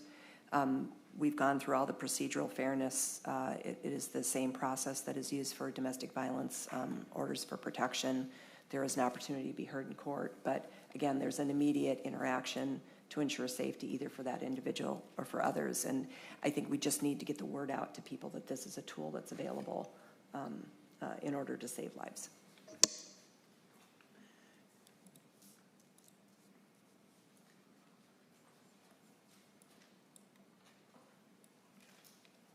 Are there any other objections to advancing this awareness campaign as a proposal for consideration of implementation? We have Senator Drahan, if I'm interpreting correctly, supports the concept. Senator Mathews does not. I'm looking for temperature from other members of the GOP as to what direction you think we ought to go on this. I also think I know where the DFLers are on this. No other input? Senator Lucero. Thank you, Mr. Chair. I was trying to withhold speaking on every provision, but since you Why solicited... change now, Senator Lucero? Exactly. Well, thank you, Mr. Chair. So my concern with this one is, this is strictly an appropriation. And law was changed that DPS can accept, I think it's what Senator Drahan was getting to, can accept contributions now from outside entities that are not government. I have a grave concern with that, and I voted against that provision. But that is now law. So since this is an appropriation, and since there are a number of billionaires out there and or advocacy groups that have significant number of funds that are concerned about this issue, they can make a contribution to DPS, and we, as a legislature, can use funds directed at saving and protecting children, focusing on saving our communities. And these other advocacy groups can make a contribution to DPS to promote an awareness campaign to this effect. So that's where I'm at, Mr. Chair, with the temperature. Thank you. Any other input from members of the GOP on this? Split decision with some lack of clarity. All right, well, the discussion will inform future actions, I guess. Chair, are we going to take a Senator Drahan? 5-minute break? It's a second request in about 2 seconds. Let's take a 5-minute break.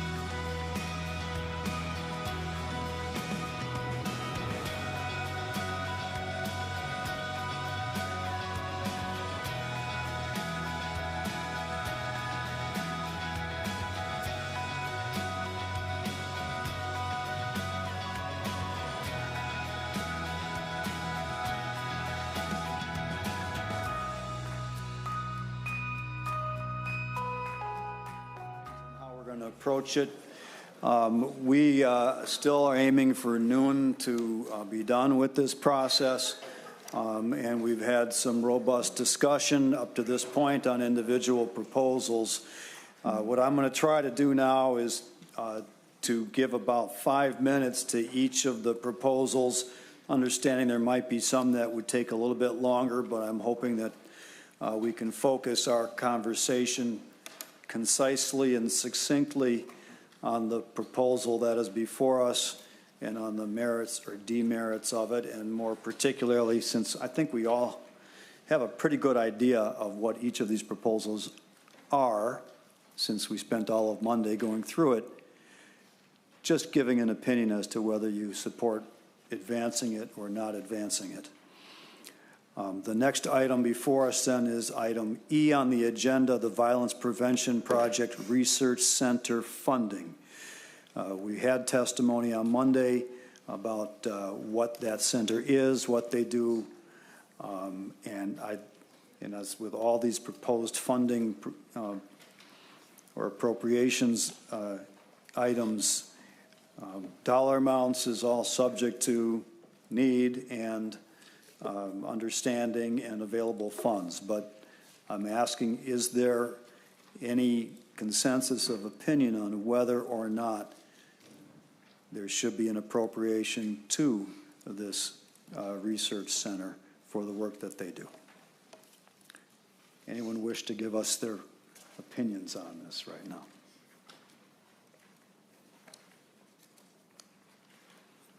Senator Westland.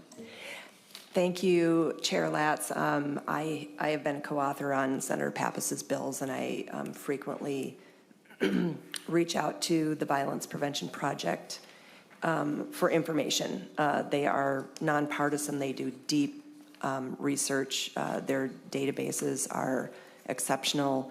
And as I mentioned earlier, I think one of the most important parts to addressing gun violence and gun violence prevention is having good evidence-based information to help drive policy. And I fully support providing funding for them. One of the suggestions that I had made to Senator Pappas is that I had been in some discussion with the Violence Prevention Project about having at least some designated funding about radicalization and so forth, because I do think that that's a very specific type of gun violence or cause of gun violence that we may want to look at. So I would love to work with Senator Pappas about maybe refining the request a little bit, but this will be money well spent if we are intent on really having good data, good research, and making good evidence-based policies. Senator Draheim. Thank you. You know, one of the things I think the public doesn't really get to see is how we have to prioritize our spending. And I love data. I've looked at it probably half a dozen different things while we've been sitting here. I think it's really important. But I also think protecting our schools is very important. So if I had to pick between this or spending this money to try to harden one school, like we saw in Lakeville, I would pick that over this. Not that I'm against the concept of this. Like I said, data is really useful. The other thing is, we know we have a problem with violence and bad people doing bad things. And I would rather spend the resources on addressing why we're not prosecuting more of these people. You hear report after report of people being let out after they've been arrested and doing another violent crime. And if we're going to look at protecting our citizens, I think that is something we should look at also. So it's all about priorities and where does this fit on the priority list for me. Thank you. May I ask a clarification, Senator Draheim? If we had a world of unlimited resources, which is not the reality any of us lives in, but if you had a world of unlimited resources, would this be a resource that you think would be valuable to support? I could see that if done properly, and I'm not very familiar with it. I'm not on your committee, Senator Latz. I don't play in. I try to avoid your committee as much as possible, like most of us do. No offense, but that's the truth. So I have not heard this come up in one of the committees I serve on, as far as I know. But I'm all for data. But I think first, in my district, if people want to prioritize, they're going to want to protect our children top foremost. And we can debate how to do that. So right now, I think there are a lot more important things to spend money on than this. Because we can have all the data in the world, but if we don't act on that data, what good is it? So that's my thought. Thank you.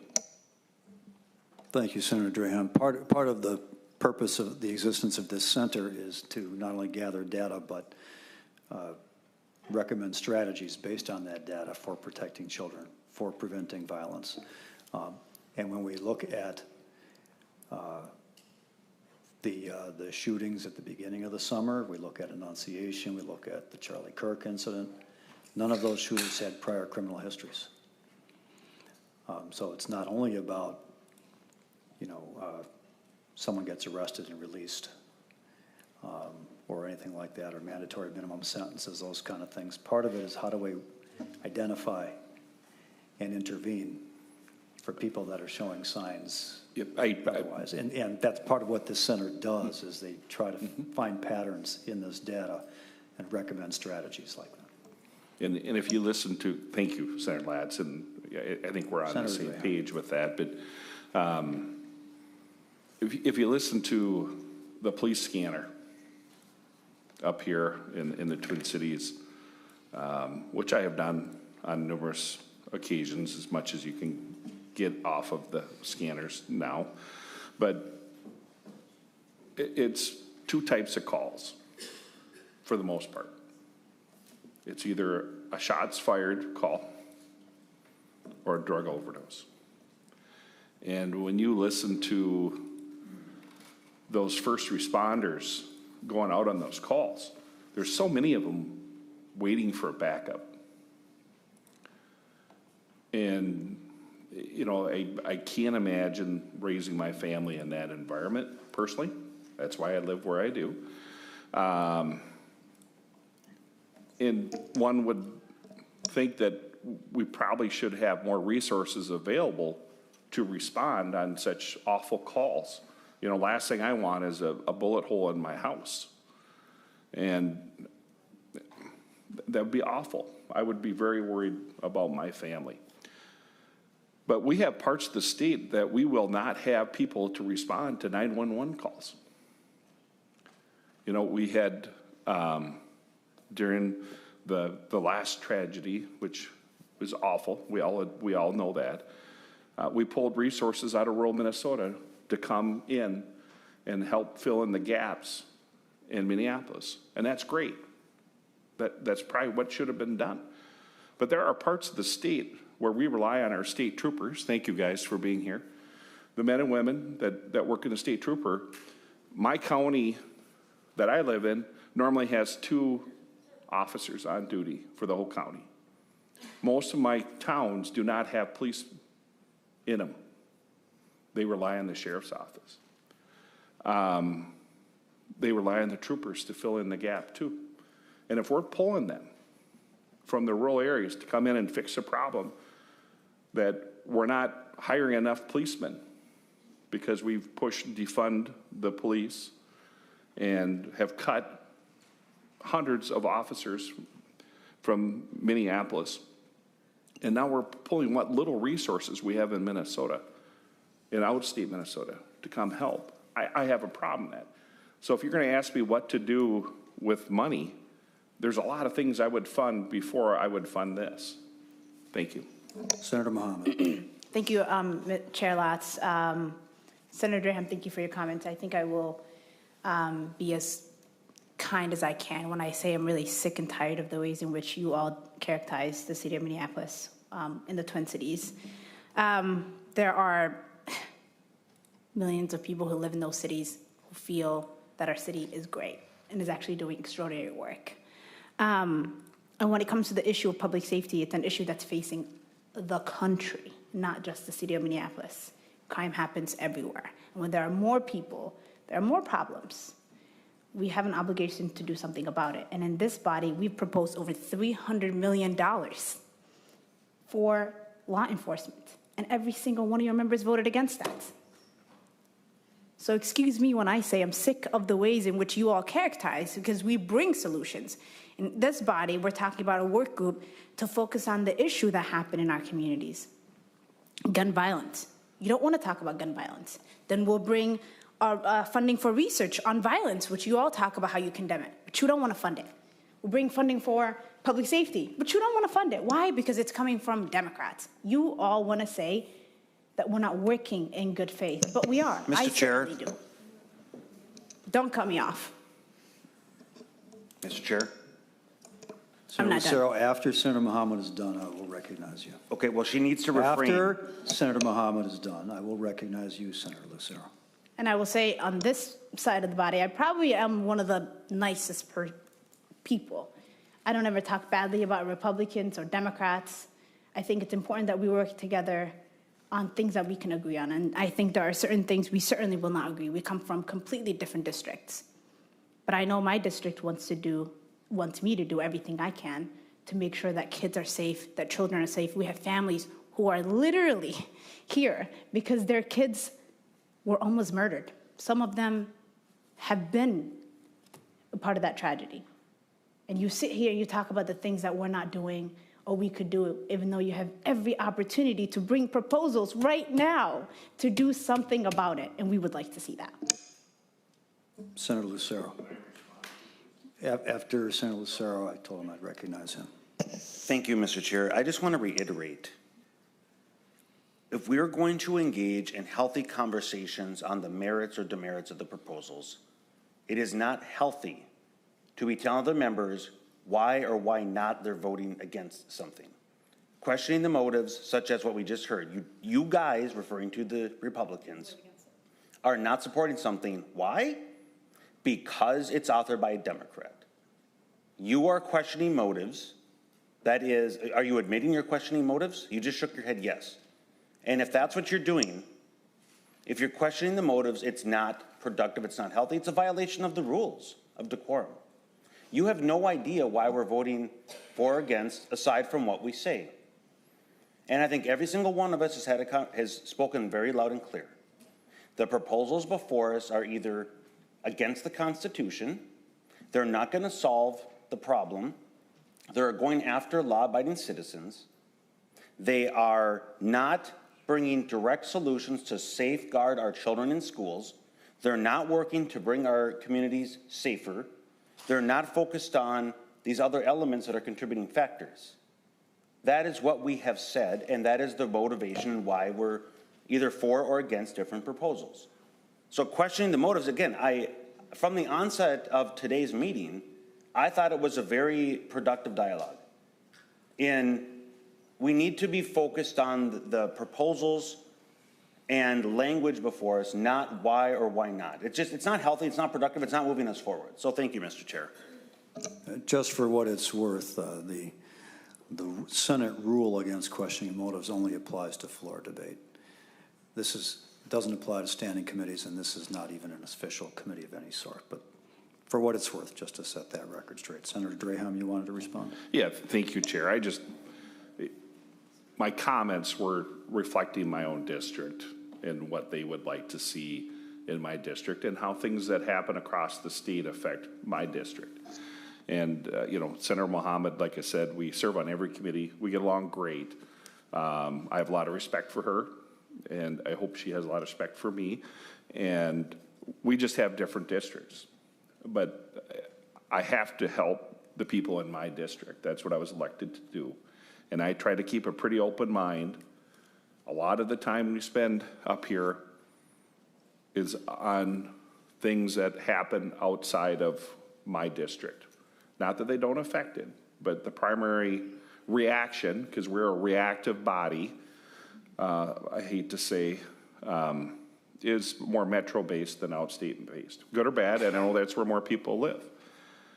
But I've been here my 9th year, and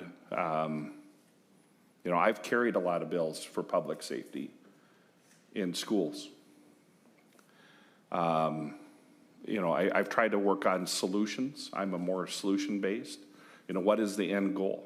And to me, I see this committee as how do we protect our families? How do we protect those kids? So that's why when I talk of priorities, that's the vision I see on to use those limited resources. Because we're facing a deficit. We have a structural deficit. So that's why I said what I did. I apologize, Chair Latz. I did not mean to stir the pot. I was just pointing out my district. Thank you. Well, Senator Mohamed. thank you, Chair Latz. I know we're moving on. I appreciate you, Senator Durham. I think that you and I do get along, and that's been pretty clear in committees.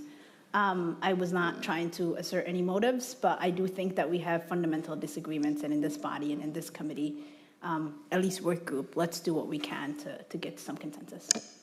Okay, I don't sense any consensus on funding the Violence Prevention Project Research Center. Let's move on to the Civil Commitment Coordinator Bill language. This was my bill. I'm just going to take a temperature real quick here. Is there anyone here support funding a Civil Commitment Coordinator position in the Attorney General's office with the mandates and scope of work that was included in the Monday discussion to look at the relation with the criminal justice system and to set up a long-term advisory committee of experts on how we can do better about civil commitment? Is there any support for this? Okay, I'm seeing yeses on to the left of me. Senator Drahan. Thank you. And that was part of the mental health bill that we passed just a couple of years ago. And so the program's just starting to take off. And when we passed that, we knew there would be more work to be done on it. But I don't know if this is a higher priority. Once again, looking at priorities on what to do. So I do think there is more work to do for civil commitment. I just don't know if this is the right place at this point in time. So. Anyone else? Senator Howe. Well, I just got some, you know, in the drafting of the bill, was NAMI or anybody else consulted when you drafted the bill? I know we had a hearing on it. I'm just wondering, I just can't remember. NAMI was part of the original large group conversations at which the entire concept was discussed. With regard to the particular draft bill, they were not in a position at that time to support its advancement. Any other positions anyone wishes to express with regard to that bill? Not seeing anything. All right. Ghost guns. The proposal is to ban ghost guns, which is guns that do not have any serial number that can be used to identify the gun. That includes guns that are purchased through mail order, parts that are assembled or built on a 3D printer. And I will say, even since the proposal, I have been advised that the only part of the firearm that cannot be built on a 3D printer is the barrel. And so there's an opportunity even there. But the ghost gun law was a part of Minnesota law. It was recently invalidated by the Minnesota Supreme Court on statutory grounds interacting with federal law. So the question would be supporting reenacting the ghost gun ban with language that would fix the drafting problems.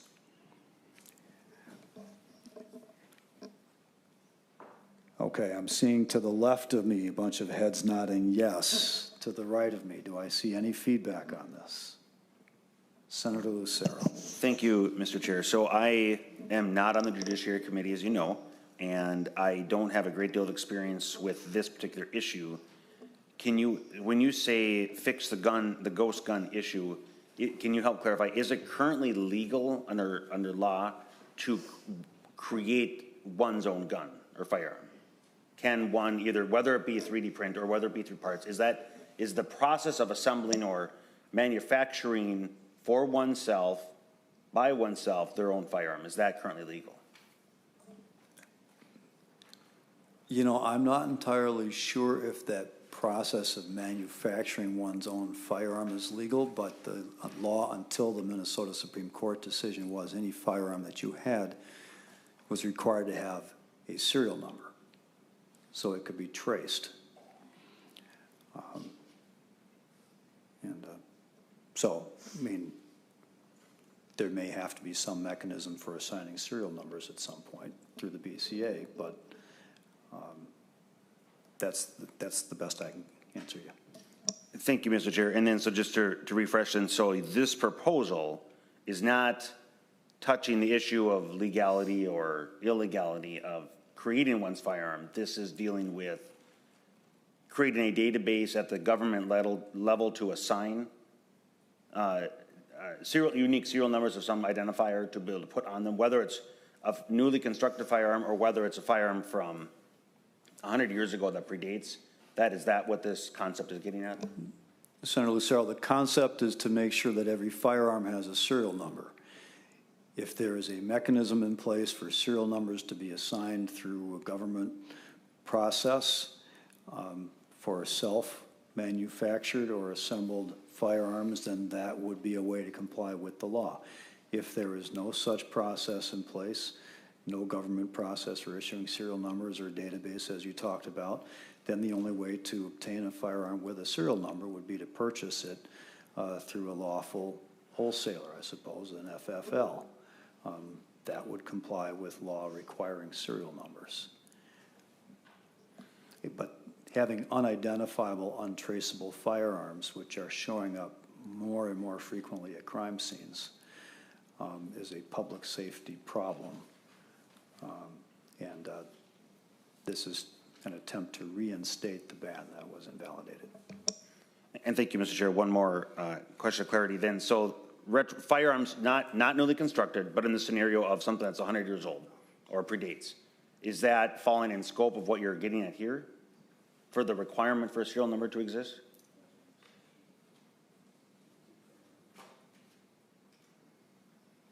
Honestly, I don't know if there's an exception in here for antique firearms or anything like that, but if that were a concern, I'd be happy to try to address that. Okay, so thank you, Mr. Chair. At this point, there's enough questions that I have, so I'm not going to support it at this time, but those are my thoughts. Thank you. Any other feedback from members of the GOP? Senator Mathews. Thank you, Mr. Chair. I briefly mentioned this Monday, but I watched how this got used against a constituent pretty substantially for a couple of years that completely upended everything. And that's why I'm wary about this until I give it a lot more thought with how this has all been set up. So, thank you. Any other feedback? Not seeing any. We'll move on to the firearm safety training requirement in Senate File 511. Whose bill was this or presented it? Senator Bolden. Can you give us 30 seconds, please, on the concept? Thank you, Mr. Chair. Very concisely, this is a common sense bill that just would requiring individuals who are purchasing or taking ownership of a firearm, a deadly weapon, they would have to provide evidence of training in safe use of that firearm. And there are some, it details, what that must include, that they have, instruction in the fundamentals, shooting qualification exercise, and legal aspects. But essentially, it's just making sure that someone who owns a deadly weapon has training in how to safely use that deadly weapon. Is there any feedback on this proposal from members of the working group?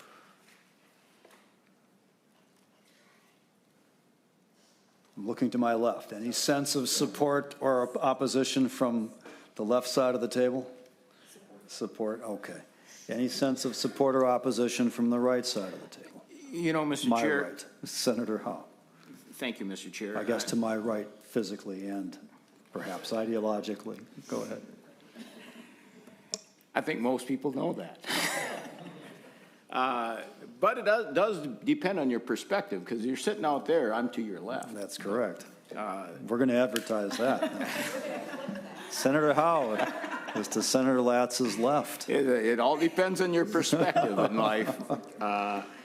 You know, I would like to go back to some of the comments that one of our testifiers said on Monday, the gentleman from 32B. You know, I think this is going to cause a huge delay possibly for somebody that maybe have a restraining order, possibly needs that firearm quicker, and now it's going to delay the availability to purchase. So that's where I really have an issue with it. I'm all for the training requirement, but the concern is, does that firearm training certificate that I got when I was 12 years old qualify, or doesn't it? And so if it doesn't, you know, I think there's some concern there, because most of us wouldn't comply with that. So there's my concerns with that. I think the recency of a certificate or training could be something that can be worked on to address that concern. Senator Bolden, would you agree? As to the concept, any other feedback? Senator Lucero. Thank you, Mr. Chair. Just a quick question on clarity. Does the proposal, is the training requirement to purchase, or is the training requirement to own? And if it's to own, what happens in the scenario of people right now that own firearms? Senator Bolden. Thank you, Mr. Chair. And I'm going to pull us back. I think, you know, the question is about the concept, so I'm going to pull us back to the concept of having training for owning a weapon. The language as it stands, I believe, is both, is around purchasing, but open to conversation about that. Senator Lucero. Thank you, Mr. Chair. And then another question I would have, it doesn't need to be answered, but I can't support the concept as it's just too vague. But if a person is, they have a disability of some kind. It could be a mental disability, but it could be a physical disability. Maybe they've lost an arm, or, you know, who knows what that might be, maybe missing fingers. I'm concerned about, because this is the ability to own a firearm is a constitutional right. And to put some kind of a litmus test in there for people that may have different abilities is a cause for concern, especially when it comes to training that might be created that is general training for a certain type of person, but doesn't take into account persons that might have a disability of some kind, of physical disability. Again, there's a lot of questions around this, even aside from the constitutional requirement. So with that, again, I just can't support it. Thank you. Let the record reflect on providing Senator Lucero with a copy of Senate File 511, so there's no longer any vagueness defense. Senator Heinzman. Thank you, Mr. Chair. So just a question. If a woman fears for her safety in a domestic violence situation or stalking or harassment, will she have to wait 30 days to purchase a firearm? Senator Bolden. Thank you, Mr. Chair.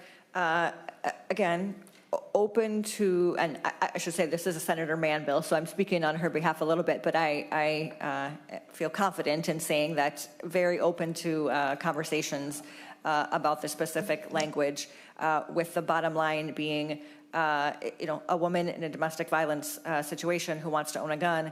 Anyone who owns a deadly weapon should have training on how to safely use that deadly weapon. That's really the bottom line of the purpose of this policy, and so I would just go back to that and open to having conversations on the specifics of if there are concerns about specific language. Senator Heinzman. Thank you. So she would have to wait and possibly face threat of death. Thank you for your answer. Just for the record, I think the evidence shows that, and this is obviously not apply in every case, but a firearm owned by a woman for self-defense, the evidence is it is more likely to end up being used against her by the attacker rather than used to successfully defend herself, and that's the data. So maybe that points the need for, even greater need for training on how to safely use the firearm and to prevent it from being taken by an attacker and used against her. Senator Drahan. Thank you. I don't want to go down that rabbit hole. Overall, I'm of course for firearm safety training. Most of the youth in my area are trained. Most of the old timers in my district remember the time where they did it in school. And sometimes even in the buildings, which I know is unheard of today. So I'm all for the training, but like all of these bills, the devil's in the details. And my biggest problem is the delay that I perceive that's in here. I don't want it to prohibit someone to be able to purchase a firearm. And a lot of times people like to purchase a gun and then go train on that gun. To me, that's the proper way of doing it. So this would make it hard. So that's my 2 cents. Senator Dre, I'm just trying to look through the bill here, but I don't, maybe someone else can point this out to me, but I don't see a mandatory delay. All I see is a training requirement. Someone could go over to Bill's gun shop right now and Crystal probably get trained in an hour or 2 hours in a class and meet the requirement and then go buy a gun from Bill's right there. Unless I'm just scanning the bill, I might have missed it. Someone else can point it out to me if I did. And I think that could be the case if you lived in the metro. And, if you're way up north, there might not be someone around to offer the training, et cetera. So I think there could be a delay, transportation issues, et cetera, so. I'm gonna guess if you buy a gun from a federally licensed firearms dealer, you can probably get training. My guess is they offer classes and training as well. Be another revenue source, but not my usual place of purchasing anything. Any other thoughts on the Senator Bolden? Thank you, Mr. Chair. I will just add our background check process typically requires a 30-day period for that to happen. There are ways around that in certain circumstances, like the ones we are talking about, where law enforcement can intervene and it can happen quicker than that. I think that is language that potentially we could replicate. I think there are ways around that. And again, happy to continue to work on that if that is a specific concern. But again, want to be sure that people who are owning a deadly weapon have training and can safely do that. Any other discussion or opinions members want to express on this proposal? Senator Lucero. Thank you, Mr. Chair. And I think the delay that's being spoken of here, so when it comes to a permit to carry course, we don't have concealed carry in Minnesota, we have permit to carry. The permit to carry course is a 6-hour training course. And those are sometimes scheduled weeks out in advance. And so I think the delay that's being referred to is an inherent delay of if somebody needs to act in a situation where they believe their life is in danger, that they need to act immediately. And if they're a law-abiding citizen, to put a burden on them to schedule weeks out potentially, and if they're in rural Minnesota, it's another layer of complexity. It might be many more weeks on top of that to find a class to then pay for that and go through that delay. So the question, Mr. Chair, and maybe Senator Bolden, would you be in favor of maybe a modified proposal that to have a generalized training, maybe a firearms training in high school that might qualify for this? So then that way the general public is familiar, and those who are 18 years old or 17, 18 would be more familiar with firearms and have the healthy respect and knowledge of how to properly treat firearms with the respect they deserve. Senator Bolden. Thank you, Mr. Chair. And as we talked about before, I think we could talk about the time frame or the recency of the training. I think the bottom line here is we want to be sure that people who are owning a deadly weapon can do that safely and have that knowledge. And so whether it is a class that somebody took when they were 17 or 18, or whether they took it in the last year, we can talk about that time frame, but want to get to a place where there is an expectation and a requirement for people who have that deadly weapon, have training to use it safely. I'm going to take a poll of the committee. Senator Howell, briefly. I was just wondering if I sell one of my firearms to someone, he provides me documentation that he took the training, how long do I have to keep that documentation? And yeah, I guess that's my question. And how do I verify that the documentation is correct? And what's the penalty if I don't? Well, such a sale would certainly be subject to the universal background check requirements for lawful transfers of firearms, and there are record-keeping requirements. And you can only sell it to someone if they had already obtained a permit to purchase a firearm.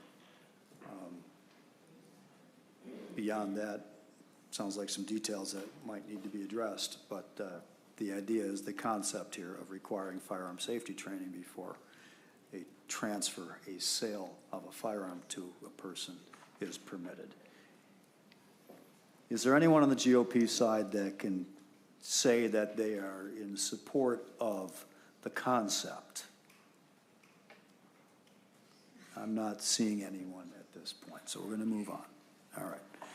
Office of Gun Violence Prevention, now in Senate File 513, which is Senator Mann and Gustafson and Bolden. Bill, who presented that? Senator Bolden. 30 seconds on the concept, please. Thank you, Mr. Chair. Briefly, this bill would establish an Office of Gun Violence Prevention under the Department of Health. The office director would be appointed by the Commissioner of Health to do a number of things: coordinate and promote effective efforts to reduce gun violence and related trauma, coordinate and promote and conduct research. They would give us, the legislature, information and data, create public health campaigns, support and provide resources for victims of gun violence. We know that gun violence is a public health crisis, and so this would direct resources to be able to respond to that. What is the sense of the working group members as to whether or not this is a concept that ought to be recommended? Senator Clark. Thank you, Chair Latz. For me, this sort of answers a lot of the questions that we've been bringing up to go, all right, how do we consider this piece of minutia? And the piece of minutia is not minutia. It's important to get at the base of what we're all trying to do, save folks' lives. And so I think this is a spot where we, Senator Draheim has talked about how do we figure out priorities to get to where we really need to invest in dollars. This is a tool that will help us figure out where we really need to invest dollars to be able to help inform us along the way. So there's the annual report that would, in this suggestion, I would want to work more with it to be like, all right, annual report and who is responsible. So these are, and I like the idea with the Commissioner also. For me, this is because it brings in all, this is a longer-winded way of saying I like it, and this is one of the bigger pieces that I like in our set of list proposals. From the members to my left, is there a sense of support for this? I'm seeing consensus, yes. How about to my right? Any feedback on this one? An Office of Violence Prevention? Senator Draheim. Thank you. Once again, it's about priorities, and to me is the last thing we're in need of more red tape and more government. What we need to do is enforce the laws that we have and put more law enforcement on the streets. That's my opinion. Any other feedback from the GOP members? Senator Lucero. Thank you, Mr. Chair. Just sharing the sentiment. I think that in order to create safer schools and safer communities, we need to direct hardening of schools SROs in the schools, putting funding towards law enforcement professionals, especially when we know that there are some agencies that are down hundreds of officers. That has that emboldens these other hardened criminals who seek to do others harm. And I don't have a lot of confidence in the Department of Health, given the amount of the headlines we've seen in the last couple of years of whether it be fraud or whether it be any number of things that's happened. I don't have the confidence in government staff under this agency or members, other agencies of the executive branch to fulfill the offices of keeping people safe and healthy. So again, the proposal that's before us is something I simply can't support. Any other feedback? Not seeing any. We'll move on to the proposal to remove the preemption of local government from passing their own stricter gun-related legislation than in state law. Whose bill was this? Senator Pappas's. She presented. I think it's pretty evident on its face what it does. The characterization from the revisor's office, authorizing local governmental units to prohibit or restrict the possession of dangerous weapons, ammunition, or explosives in local government-owned or leased buildings and land. Senator Clark. I think the reminder that we received on this was in the city of Minneapolis, we are not able to ban the items that you said from our city hall because it is a wholly owned city hall. It does not have any judicial branch in it. If there was judicial branch, then the city of Minneapolis could. So St. Paul, city of St. Paul City Hall can prohibit because they have judicial activities in there, but the city of Minneapolis does not. So this would give cities like Minneapolis and other small towns that are city hall only the ability to make their own choice. So quite literally, Senator Clark, if someone, they couldn't do security screening at City Hall in Minneapolis, or if they did, they could take away a knife, but if someone had a gun, they'd have to be let in.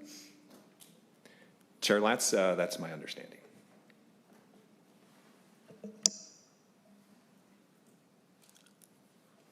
What's the sense of members to my left in support of the bill? Of the members to my right? Any feedback? Senator Lucero. Thank you, Mr. Just a question of clarity, and whoever might be able to answer it, that's not my understanding of the local preemption. My understanding is we have statewide uniform regulatory requirements or prohibitions in multiple areas. One of them is like the seatbelt law, right? You don't have to, as you're driving down the freeway, you're not as you change local government jurisdiction, you're not changing, well, you have to wear your seatbelt, you don't have to wear your seatbelt. Same thing with these firearm laws. As you're driving down the highway, if you're a permit to carry holder, you're not changing, you have a uniform understanding. And so, as was described, it's not just City Hall. My understanding is the proposal is it would allow local units of government to regulate firearms comprehensively. And that is just something that is the antithesis of what's going to be good policy for the state of Minnesota. So this is absolutely not something that I would support. Thank you. Let the record reflect I am providing Senator Lucero with Senate File 2320, which I just read the synopsis of. The elected governing body of a local governmental unit may prohibit or restrict a person from possessing a dangerous weapon, ammunition, or explosives within a building or on land owned or leased by the local governmental unit, except as provided under subdivision 1G. And there are a number of exceptions for like police officers and so on. It's not a general firearm regulation provision. I'm sorry, Senator Drahan. Thank you, Senator Latz. Roads, is that, I mean, driving down a road through the town that's owned by the city. Senator Drahan, I don't know the answer to that statutory interpretation question. Something that could be worked on in the concept so that everyone who's driving through a city wouldn't have to stop at the border or find a bypass. Yeah. Something to work on. Senator Lucero. Thank you, Mr. Chair, and I appreciate that clarity, but it doesn't reduce the concern that I have. Because when I go to Minneapolis, or I go to St. Paul, or I go to these other cities, I don't know, there could be government land, there could be government buildings that I might be unaware of, that I might be entering. Some of them are contract buildings, like if it's a privately held building, but it's being contracted by a government entity, does that qualify? I mean, there's a number of questions here that would potentially make law-abiding firearm owners unknowingly criminals by their mere passing from one jurisdiction to the next, and that's something why we have the preemption in place and why I would seek to retain that preemption, to have that uniformity. Thank you. Senator Howe. Thank you, Senator Latz. So what we're saying is if I go to pay my water bill, I'd have to take my firearm off, put it in my car, which I've just been instructed by the sheriff that that's not a thing to do because they get stolen there. How do I, so that's my issue is I can't do daily work and business if that is the case. And myself, I carry every day. I'm in City Hall every day. Not in Minneapolis, but in outstate greater Minnesota. So, I just, do we pick and choose who we enforce that to, or is that on everyone? And I guess that's my concern. How do I know what city enforces what when I go to do just regular business? Do I got to do research every time and look it up on Google to figure out if I'm going to get in trouble when I walk in? Senator Howe, I think part of this is a local control question. Should the state be mandating these controls, or shall we allow our local governments to determine what is in the best safe interests of their own more specific community in terms of those kinds of questions?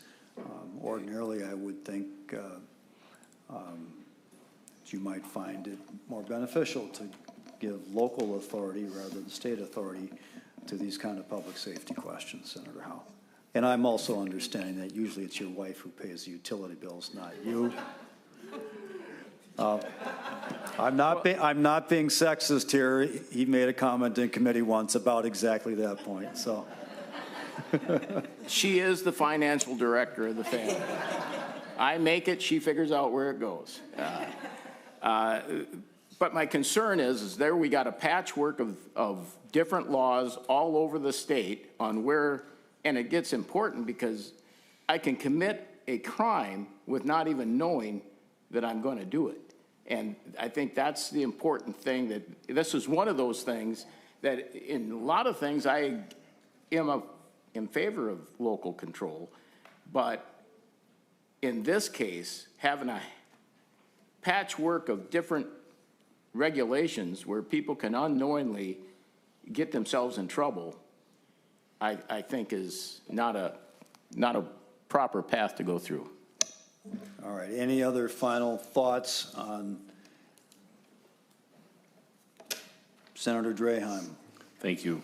I'll try to be brief.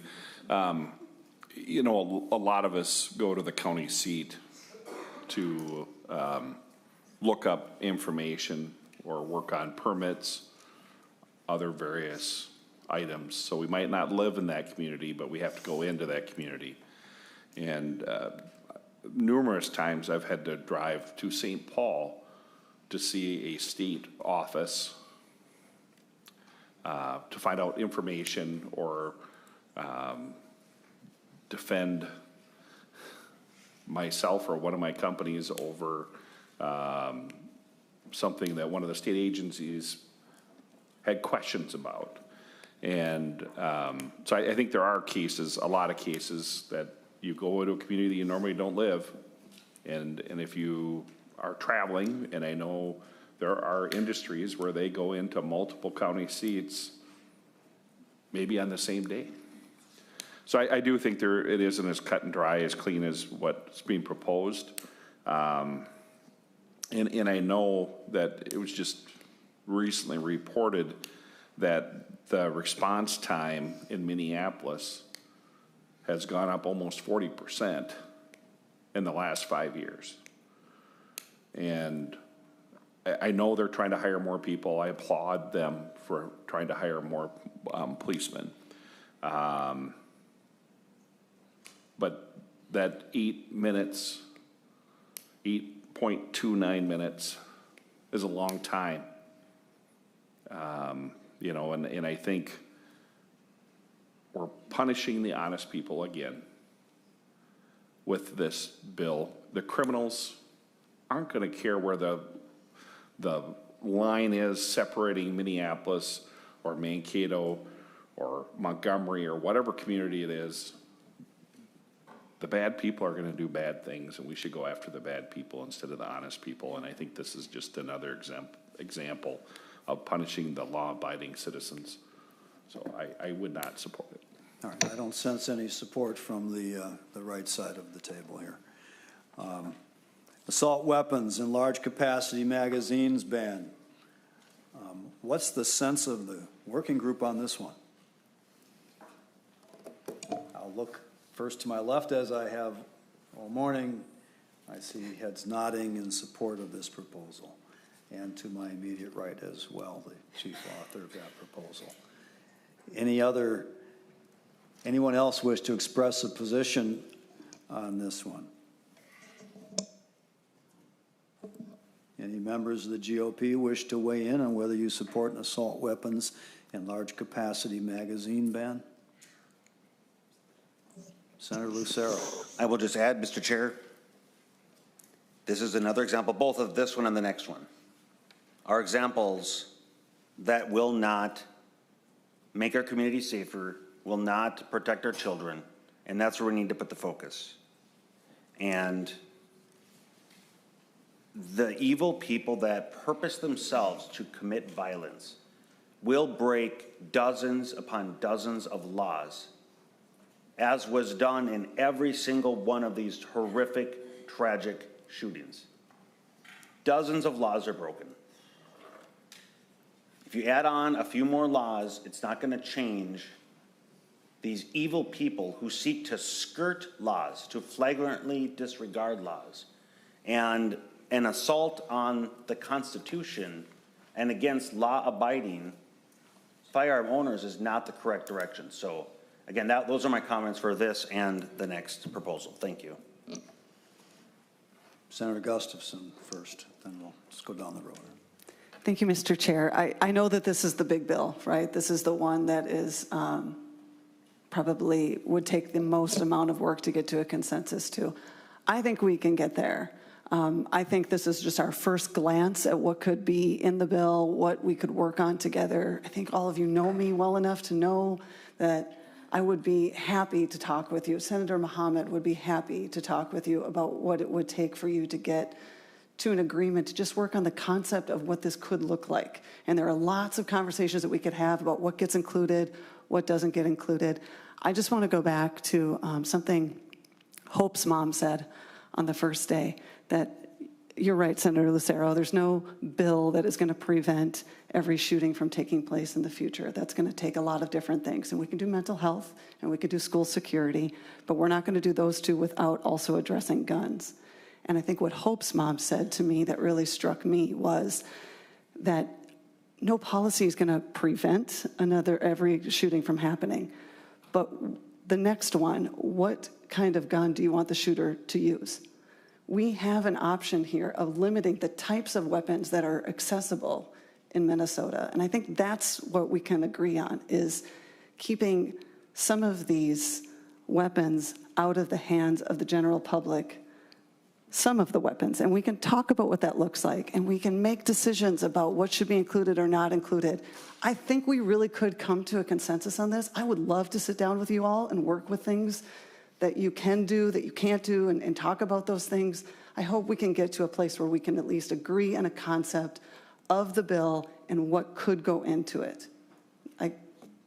I hope that we can do that. Senator Westland. Just very briefly, this is the big bill. This is the thing that we talked about and spent so much time talking about Monday, and this is an issue that has come up over and over and over again. And I think that polling in the state of Minnesota suggests that this is something that has broad support of the people that we represent. If we talk about everything but this, I think we will not have done the work that needs to be done.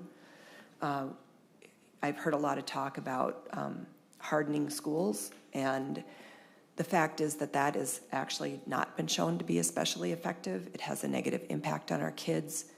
Our kids need to go to schools that are safe, but they should not be walking into a building that looks like a prison or a fortress. They should be going into an environment where they can learn. It is our responsibility to reduce the risk of shootings, and one of the ways we do that is to remove the availability of these particular weapons. We had doctors testify about the impact of these high-velocity weapons on small bodies. I will simply repeat, we are in a moral moment, and I have moral clarity about what we need to do, and I pray to God that we can get this over the finish line.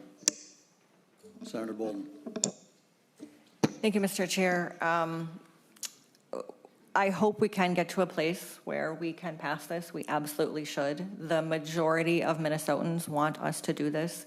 I'm also thinking back to the testimony that we heard on Monday, both of the parents who came to us, who talked about the harm and the damage that and trauma that their children are enduring because of this. But also, I think about my colleagues as healthcare professionals and the doctors who talked about the specific damage that these weapons cause to little bodies, and they are designed for that purpose. These are weapons that are designed to kill people, to kill many people. They are weapons of war, and they are turning our classrooms, our grocery stores, nightclubs, movie theaters into war zones.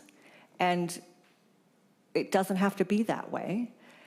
And I am not going to ask this question to any of my colleagues here, but I would like all of us to think about, if God forbid it was our child in that situation, and their tiny body was torn apart from the inside, from a bullet, from an AR-15, would we feel the same? Would we not say, of course, these weapons of war should not be available to people in our communities? And I have to think we would say that. And all kids are our kids. This shouldn't be happening. We have an opportunity to limit that, to be sure that these weapons of war are not in the hands of people in our communities. And so I hope that we can get to that place. I am committed to that. I want to, again, thank everybody who is pushing us to do that. Keep pushing us until we get it done. Senator Mohamed. Thank you, Chair Latz.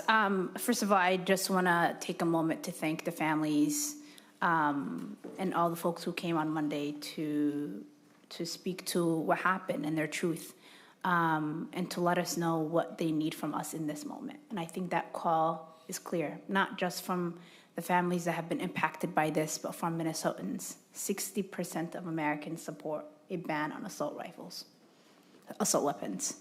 And the truth is, in this body, you will hear enough is enough. These kids were praying. What more can we do? And the honest truth is, this body will not act unless the public does. It is up to the public to demand what they want from their legislators and to let them know where you are. Because they will use political talking points to tell you why they don't want to infringe on your fundamental rights. And then they're gonna wanna infringe on your fundamental rights when it comes to a woman's abortion. They don't honestly care about the truth. They don't care about your families. They don't care about your kids. They care about power, gaining it, keeping it. That's the honest truth. What I care about is the families of Harbor and Fletcher, the families at Annunciation, the families who showed up Monday, the families who are here again today, who are looking at us because they understand that we have the opportunity and the power to do something about it. The kids who survived will never be the same. And if you know anybody who survived gun violence like I have, you know that their lives will never be the same. I don't go for walks at night, and I never talk about this, because of a gun shooting that happened in 2020 to me at night, because I picture what happens every single time I go out when the sun goes down. Those kids will never be the same. Those teachers will never be the same. And so while you make excuses about what's politically right, what the role of the government is, what the role of families and communities are, ask yourself, what will you tell the mother who goes home to her child who has nightmares about what happened?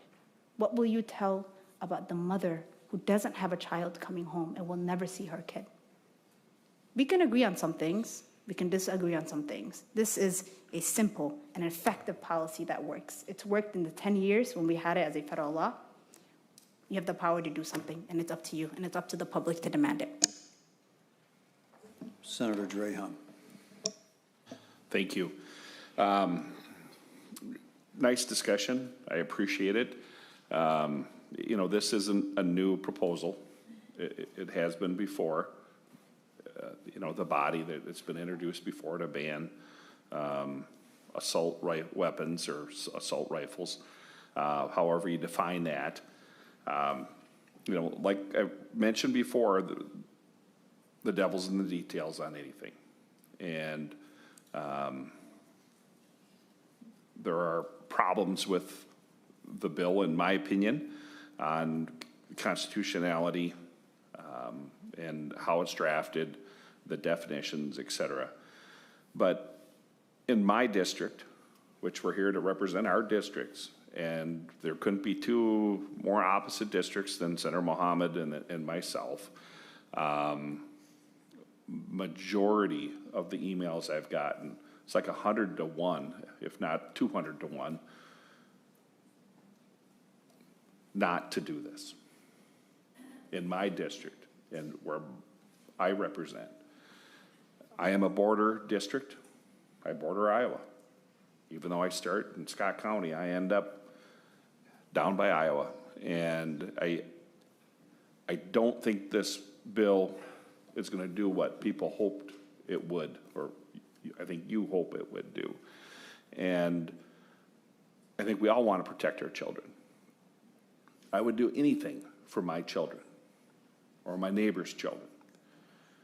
I just don't think this bill is going to do what you think it's going to do. And Senator Westland, you mentioned the schools not looking like a prison. And I agree. We don't want our schools to look like prisons. We want them to be inviting. It should be a happy place. Like our churches should be a happy place, a safe place. When we toured the school in Lakeville, you could not tell that they put in a bunch of improvements. And that was the goal when they did the projects throughout the whole district. And kudos to that school district. To me, that should be our priority, is to use the tools and the technology that's out there to protect our kids when they're at school. And like I said before, I've done a lot of bills on school safety over the 9 years I've been here. And I think all of us have that perception that when that kid gets on that school bus, our kids are going to be safe. When we drop off those kids at the front door, those kids are going to be safe. I feel Lakeville is headed down the right path. Is it perfect? No, nothing ever will be. But they did a great job of some common sense solutions that the kids don't even know are there. And if you have not toured that, I think that is something we should tour. I would be happy to go with anybody. It's only an hour from my house. But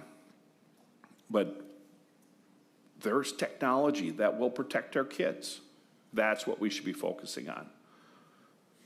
This ban here in Minnesota they can go across the border and get it anywhere, or they can call up someone that's selling something illicit and buy guns right now. That's where a lot of guns are purchased right now, illegally, like the ghost guns.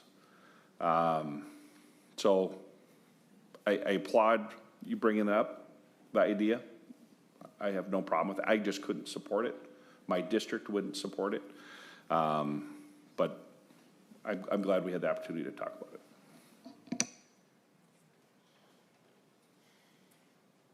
Senator Mathews. Thank you, Mr. Chair. Mr. Chair and members, Monday was a really rough day for a lot of us in this room. This summer has been this year has been a really rough year for a lot of us. First off, the accusations about what our motives are, we all know those aren't true. We all know here that we are looking at how do we keep and protect our kids safe.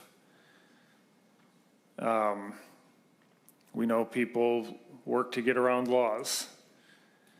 In 2023, when some of the gun control bills were passed, and I've gone back and I've watched some of the videos, quotes were made specifically saying, this will prevent violence from happening before it starts and it will save lives.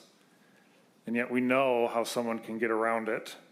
Someone did get around it, and this tragic situation occurred in our communities. We know how someone could get around this proposal. And I keep thinking back to, I want the now what question answered. If someone's getting around it and intending to do that type of grotesque evil, now what? What are we going to do that stops it in its tracks? I think what we saw on Saturday, that I was there as well, gave us a picture of how someone's going in and intending to do evil and quickly gets frustrated and not able to accomplish what they're intending to do, at least to the extent that they were trying. It was a very, very fascinating tour. I see we're making some of the same claims on this bill that were said a couple years ago. Let's stop this from ever happening again. Let's make sure this gun's not used in the future. I don't think those are promises that we can accurately and truthfully make. I quickly did some research as this was being discussed. It appears that every or almost every state that has already put this ban in place has still suffered violent acts from these types of firearms. So I don't think we can honestly promise Minnesotans that we'll pass this law and we'll make sure this never happens again, because unfortunately people that are trying to get around and do evil to our kids have still found ways to do that. But I have looked at what can we do, what will answer the now what question to stop it in its tracks. And that's what I'm hoping there's enough time for me to mention a proposal at the end. That's what we've tried to bring from our side to this as we keep talking about officers and security and mental health. It's things that are dealing with the now what question after someone has already decided they're going to go around every law. And it is for that shared purpose to make sure that we keep our kids as safe as we can. Because I have little ones too, and I've looked at them. I have been hugging my kids tighter this summer multiple times. From wondering whether I was directly targeted to being in the shoes of parents that are out here. It's horrific what some of you have had to go through. And we might disagree on what the answer of how we answer now what, but I think we can all recognize that is what we're trying to get here with this bill. And so if time allows, I will share that idea at the end, but that's why we've looked at this proposal the way that we have, and why we've said I think we have some other suggestions for what we can actually do in that now what moment. Thank you. Senator Hoffman. Thank you, Mr. Chair, and I will tell you that thank you for not calling on me right away after Senator Mohamed, because what she said really, really upset me, that I don't care about kids, that I just care about power. As one of those that has gone through a school shooting with his kids in the school, that can't be further from the truth. My son was deeply affected by that. I mean, that one of those individuals was a firefighter's son. Another one of those individuals that got killed that day was a high school classmate of mine's son. So I was deeply affected by that school shooting. So to sit here and say that I don't care about kids, so I'm calmed down from just a few minutes ago, even though it doesn't seem like it.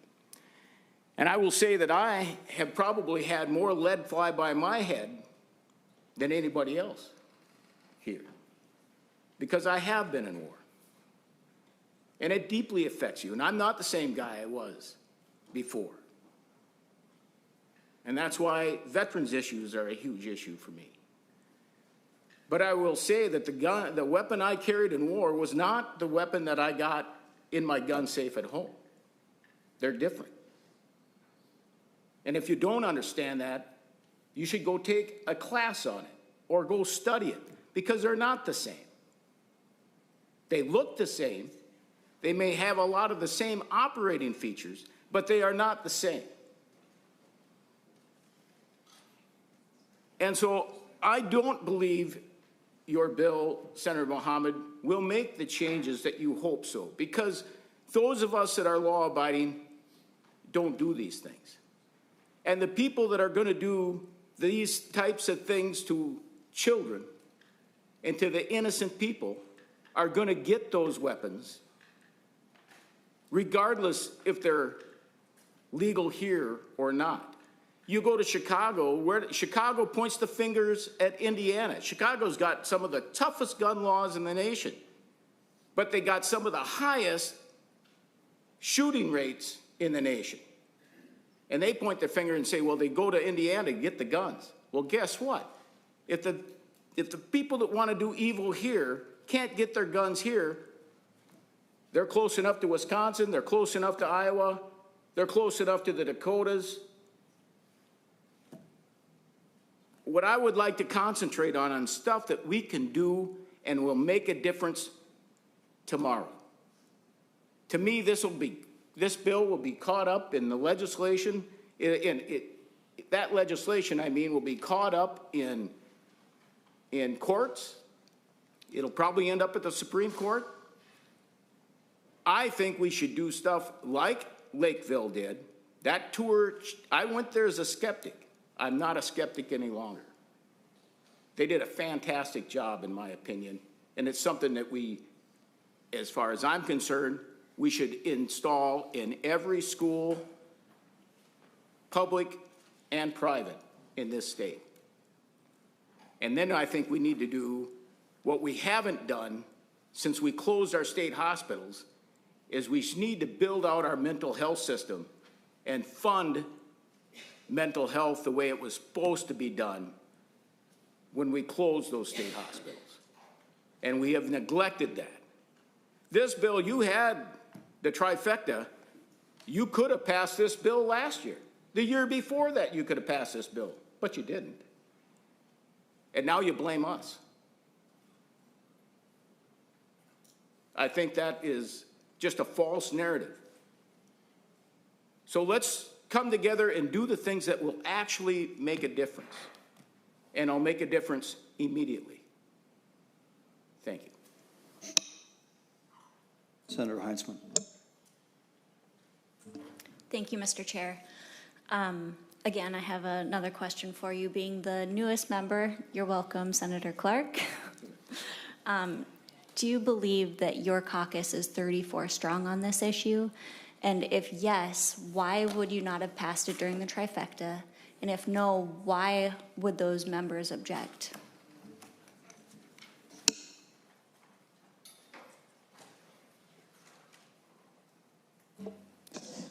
Well, right now, we only have 33 members in the caucus, actually 32, until the special election for the vacancy is filled.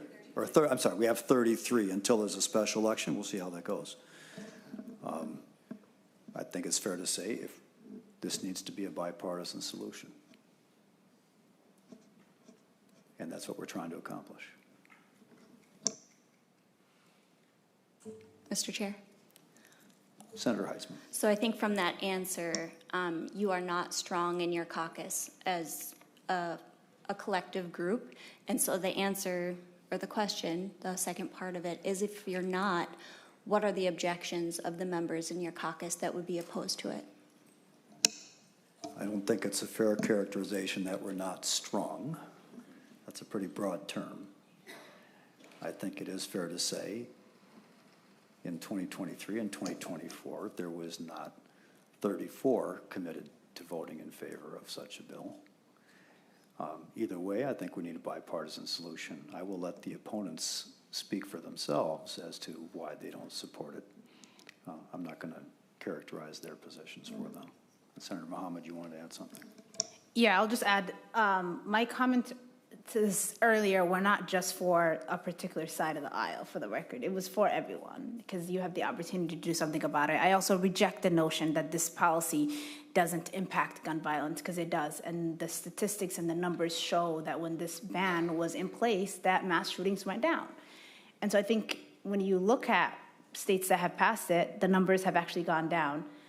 I will also say this, thank you for your service, Senator Howe, because I understand what it feels like to be in the midst of a war as a child who is a survivor of war and a gun violence victim. And so no one understands this issue probably more than me and yourself, and we have the opportunity to do something about it. And the issue, the problem, is the guns, so let's address it.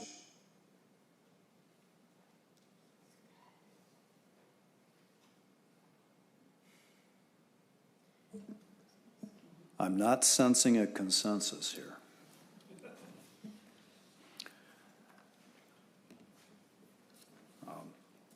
I did indicate I would give an opportunity for GOP proposals. It's now almost 12:20, 20 minutes past the planned adjournment time for this working group, and I had one member indicate that he now wishes to make a proposal. Senator Mathews, if you'd like to make your proposal, and we'll see if we can take a few minutes anyway to consider it. Yeah, thank you, Mr. Chair. I don't have language in front of me, but I don't think language is needed. It's going to be pretty simple, and I think it's just a matter of whether we can pay for it in the state. But given what has gone on, I think that the legislature should strongly consider having the funding available for any public school or private school that wants one to be able to get an SRO quickly in the school. And I heard loud and clear on Monday that some people don't have as much comfort with that as maybe I do or some others do. But I think there are some schools, in light of what has happened, that I think would definitely take that opportunity if it was available to them. And as I've sat here and thought through, like, what's the best way that we can try to prevent this in the future?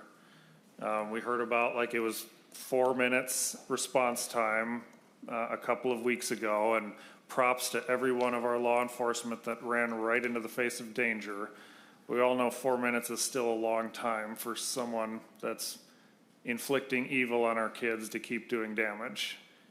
And so I've kept trying to think through in my mind, what's the thing that we could do that could be the most immediate help? And this is what I keep coming back to. This is something that if there was one in the local school tomorrow, our kids would be better off tomorrow than they were yesterday. And so I'm not going to go as far as to say right now as to say that we should pass this as a mandate. But I think the legislature needs to consider having a pot of money available and make it large enough that anyone that wants one, anyone that sees the needs of their families and their kids and thinks that it would be valuable to have that available to them and specifically delineate it for them, because a lot of school districts are already struggling financially and they're trying to find ways to make ends meet, and to have the state provide this and not have that pressing on their concerns. That's what I would put out for not just this working group, but for our whole legislature moving forward. And I hope I could get bipartisan consensus on that. Thank you for your proposal, Senator Mathews. I actually have a question. I don't know if we have staff available or someone on the committee knows the answer. My understanding, part of the current funding structure for K-12 education includes public safety money available. I don't know for sure, and I don't know if it's only infrastructure versus personnel. So there might already be funding available in existing pots. Does anyone happen to know the answer to that question? Not seeing any. We don't have our education staff here. I know they can levy for, I think it was like $38 or $39 per pupil, but I don't know if that covers the labor portion. But I know they can levy for that. For infrastructure? For school safety generally? All right, so, and then my other question, Senator Mathews, would you propose that we have enough funding available for every school district to pay for their SROs? I'm not sure how you would decide which school districts get it and which ones don't otherwise. Senator Mathews? Mr. Chair, I know that my side's not considered the big spending party, but for public and even private schools, I think the time and place that we're living in society, I think we have to have that conversation. I think we have to have it where we consider what does it take to pay for one for every school. And maybe it looks differently in different ways, and maybe it can be simple as, you know, the gentleman that was leading our tour even talked about a squad car at the end of the street. He said in his many long years of law enforcement experience, he never heard of a bank being robbed that had a squad car in the parking lot. You know, sometimes just a visual like that will help. But I think we're at that point where we need to have that conversation for funding for every public and every private school in Minnesota and what that would take. I think we need to study that and figure out what that dollar amount looks like. And Senator Mathews, you don't have any idea what that dollar amount would look like? I mean, one of the reasons I ask is that law enforcement funding in Minnesota has historically been a local level appropriation, even though we have appropriated, 2 years ago we appropriated over $300 million to local communities for public safety uses, and some used it for SROs, some used it for infrastructure, some used it to replace outdated squad cars, and or whatever they chose as their own community priorities. Yeah. Senator Mathews, no idea on $50 million or $500 million? Any idea? Mr. Chair, we've asked our education researchers, and we don't think anybody has come up with that number yet to this point. And so it would be my intention to work on that and see what that looks like.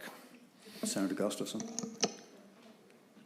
Thank you, Mr. Chair, and thank you, Senator Mathews. And I agree with you. I think, like, for those school districts that want an SRO, because correct me if I'm wrong, are you mandating it, or you're saying funding available for all schools who want it? You know, that is something immediate we can do, and I do think that that makes a difference. As I stated before, I am very open to school security efforts, and we could always use more funding for mental health care. But I think, so I'm open to the concept. I don't know if that's how we're voting now, right? Like, are you open? Yes, I'm open to the concept. I support that, talking more about this. But I also want to make sure that we're pairing it with something on guns, too. I don't want us to walk away from a gun violence prevention work group only talking about things we agree on that don't address gun violence. So yes to funding for SROs for school districts who want one, but also what about the gun violence too? Can we talk about both of those things? Senator Westland. Thank you, Mr. Chair. I am also open to talking about everything, but I do want to, it is important for us to make sure that we are addressing measures that actually improve safety and security and not engaging in security theater.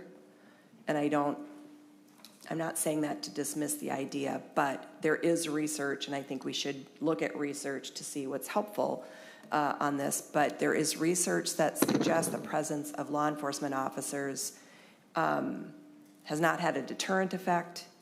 There is research that shows that the rate of deaths was almost 3 times greater in schools with an armed guard present. Again, I'm not opposed to having a conversation for those schools that feel that that's appropriate for them, but I also want to be clear that is not the be-all, end-all either. If I remember correctly, I believe Columbine, they had an officer there, and oftentimes actually they're the first person shot. So I agree with Senator Gustafson that I keep saying this over and over again, we have to take a holistic approach that really looks at everything. There's not one thing that is going to be the solution to this. There's not one thing. It is creating an integrated web of policies that focus on harm reduction.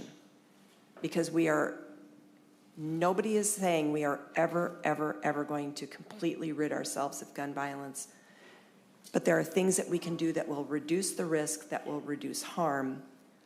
And I'm willing to have this conversation as well. I think this is an expensive conversation. It's worthy of having it, but we also have to talk about the guns. Thank you.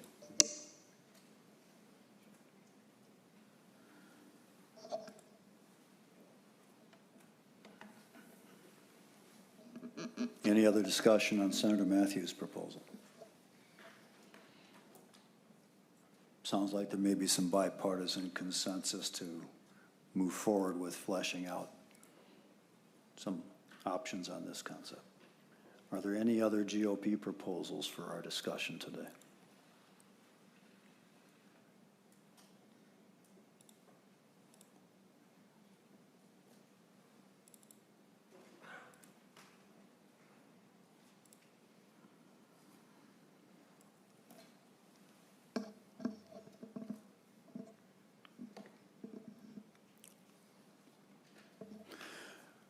All right, members, this concludes the work of this working group. Before we adjourn, I want to thank the sergeants, troopers, Department of Public Safety staff for assistance this week in keeping all of us safe in the work that we are doing. It is my hope that the members of this working group and the colleagues of ours in the Senate that we serve with are willing to work together to try to move forward to find items that we can agree on, that we can maybe get outside of our own worldviews perhaps, and accept there may be some validity to some views outside of that maybe it's worth as part of a package and supporting in the interest of advancing the interests of saving our kids and other members of the public from gun violence. So this, I think, is part of an ongoing discussion and ongoing work.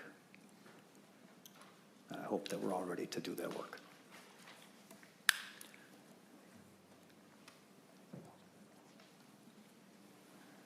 Not seeing anything else coming before this working group. Thank you for your work. We are adjourned.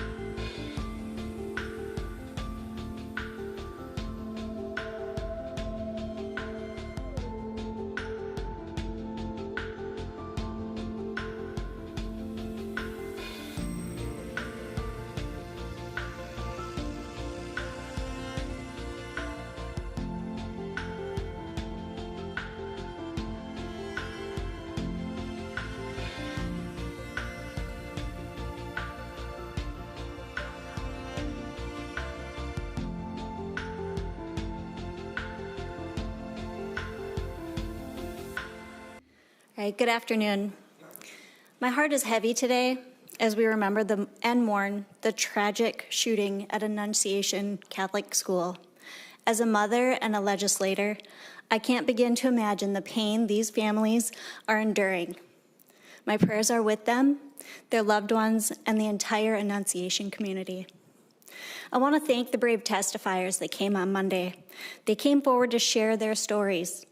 It takes tremendous courage to relive the horror of hearing the gunshots, the panic of running toward your children, and the terror of not knowing if they were safe. Some spoke of lifelong physical injuries and scars, others of trauma that will never truly heal.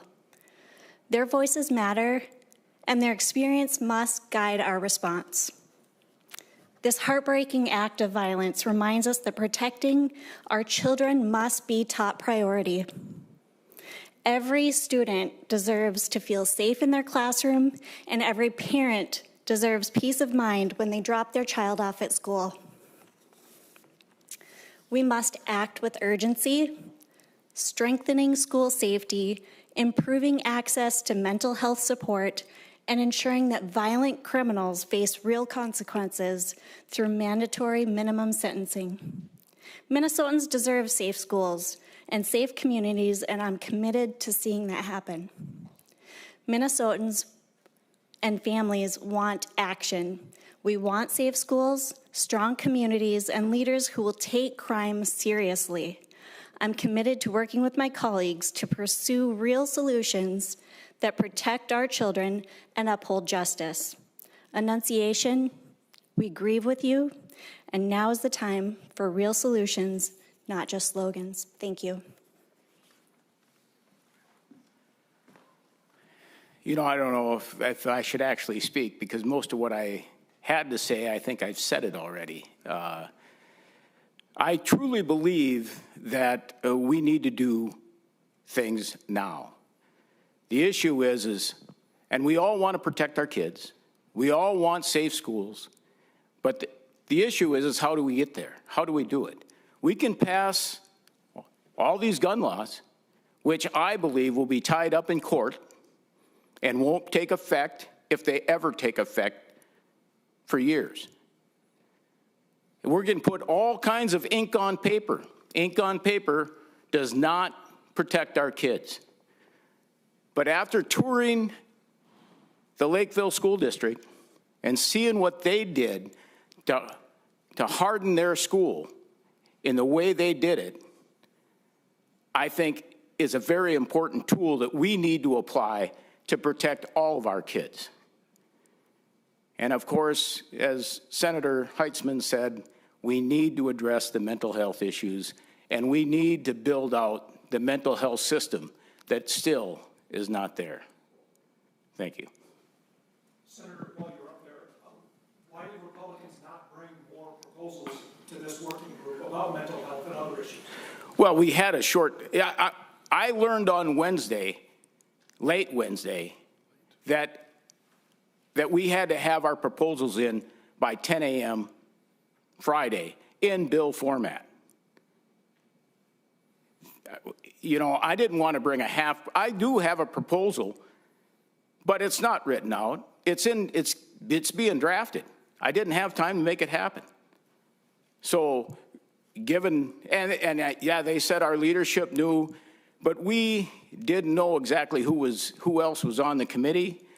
But we didn't have time to actually do a proper, you know, you've seen us try to respond with a couple of items, but they were very rapidly put together. We just didn't have the time frame that we should have had. Just a quick follow-up. It sounds like Senator Latz said he welcomed, like Senator Mathews did, kind of one on the fly, a proposal that there seemed to be some consensus on. Could there have been more proposals from your side to try to get consensus? We did get an email about the hearing today. Sorry. We did get an email today saying that we were only going to discuss what we discussed on Monday from the committee for the hearing today. I have a half a dozen bills ready to go for special session or being drafted to go. So I think there's plenty of ideas. We need to focus on the solution, which is protecting our kids. Obviously, we heard what the Democrats proposed, and hopefully we will get to a special session, and we can have that discussion. If they want to have it, then let's really look at the root of the problem and what can we do to protect our kids. I think we have a lot of great ideas. We just need to get them heard. You know, I've had bills for years on school safety that didn't get across the finish line. And we can do better. We should do better. Hopefully, we have the momentum to carry those bills forward now to get something done. One more thing to add to that previous question is to keep in mind that Republicans have been offering solutions in the various committees, education committees, health committees, judiciary committee, and other committees on an array of topics for the last several years. But Democrats have repeatedly been shooting and voting our ideas down, whether they've been in committee, in amendment form, whether they're not giving hearings at all in the committees, or whether Republicans are offering solutions, whether it be safe school funding, whether it be increasing minimum sentences, whether it be mental health solutions. On the floor, they've been voted down repeatedly. So Republicans have been offering these solutions, but unfortunately the Democrat majority has not been willing to even consider these and continues to vote them down. This is for all 5 senators. The enunciation parents were unambiguous in their calls. They want an assault weapons ban. Did their testimony change your mind at all on that issue?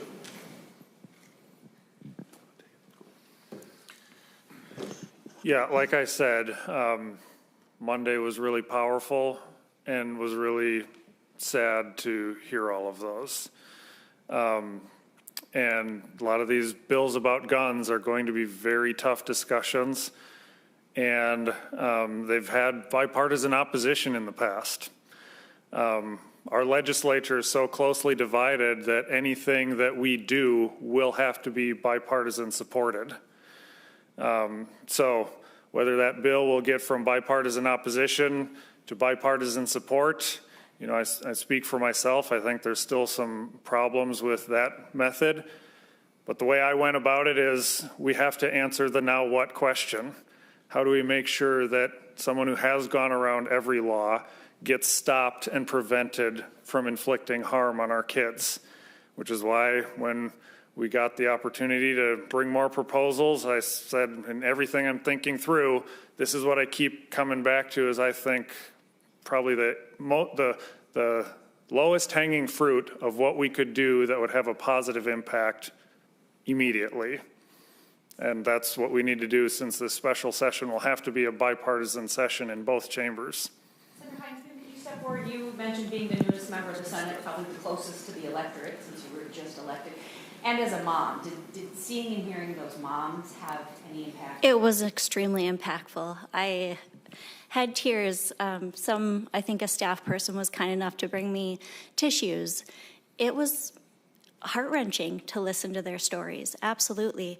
And the truth is that I think that everybody on the working group today and Monday, we do genuinely want our kids safe, right? We just have different ways of getting there. And specifically, just to follow up with what Tom too, on those assault weapon bans, have you moved on that at all based on the testimony? No. The governor says he wants a special session. The marquee issue to be an assault-style weapons ban. If this working group is any indication, that is unlikely to happen. Would you agree? Democrats had a trifecta in 2023 and 2024. Governor Walz was occupying the governor's office. They weren't able to get it passed. The governor calling now in a special session for something he couldn't do when they held all the power is something that's not a solution right now. Right now, the best thing we can do to provide safe schools, safe communities, and provide expanded options and funding for mental health care is those solutions that are going to have that immediate impact. That's what we've tried to have discussed today. It's been disappointing that, unfortunately, in those conversations, it's been name-calling, telling us that we don't care about children. It has been cutting us off, we get these emails from staff, conflicting emails that tell us we're not going to have any other discussion on any other solutions than what was brought forward on Monday. And so for the governor to call or say he wants to have this now for something he couldn't pass when he had the entirety of government in 2 years is disingenuous. We need to provide those solutions which are going to have an immediate impact. Today, we can and should do that. What solutions will have an immediate impact? Did you specify a solution? You know, what I brought up was the tour we had in Lakeville. And I know not everybody agrees with hardening our schools. They did it in such a manner that majority of kids would have no idea what was there. And we could do whack-a-mole on gun laws all day long. But there are people that are determined to do bad or evil that are going to find a way around it. So to me, if the goal is to protect our children, let's start where the children are, which is at school, and that's one of our state's responsibilities. Why can't you put any restrictions on assault rifles? I mean, why does it have to be widespread access? Why can't you do anything? So to me, like I said, like you look at California, who has assault weapon ban since 1989.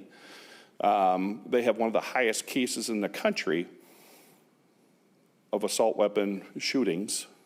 The law itself did not do what we're intending to do, which is to protect our kids. So just because we pass another law, like the gun safety bill that was mentioned, I think Senator Howe brought up, or Senator Mathews, a statute that's already in place. So it's already illegal to do what they were referencing. And shooting people is illegal. And I just don't think that's going to solve the problem of protecting our kids. They can go get guns anywhere in the state. You look at all of the people arrested throughout the state having firearms that should not have them, be just another example of that. Could somebody just speak to what harm they think passing an assault weapons ban would do? If you think that would cause harm? We're here to talk about solutions and what we can do. It's very clear, as been enumerated numerous times. Passing new gun laws will be tied up in courts and not have an impact, and likely found unconstitutional. We've seen numerous jurisdictions across the country with courts striking these down. What we need to talk about is what can we do today and now that we can protect our children, to make sure that our communities are safe, and to provide that expanded care in mental health services. So it's not about the harm, about passing something. We don't want to be feel good. We don't want to do a slogan. This is about solutions and not slogans.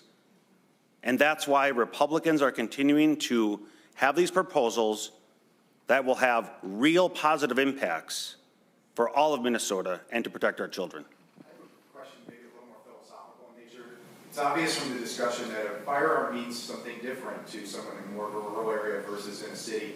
How do you bridge that divide, among the legislature, just the different meaning of a firearm in different districts?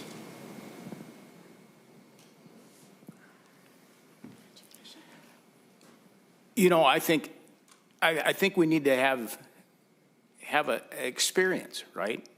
People need to really come out, and we need to experience each other. I tell you what, you ask why I haven't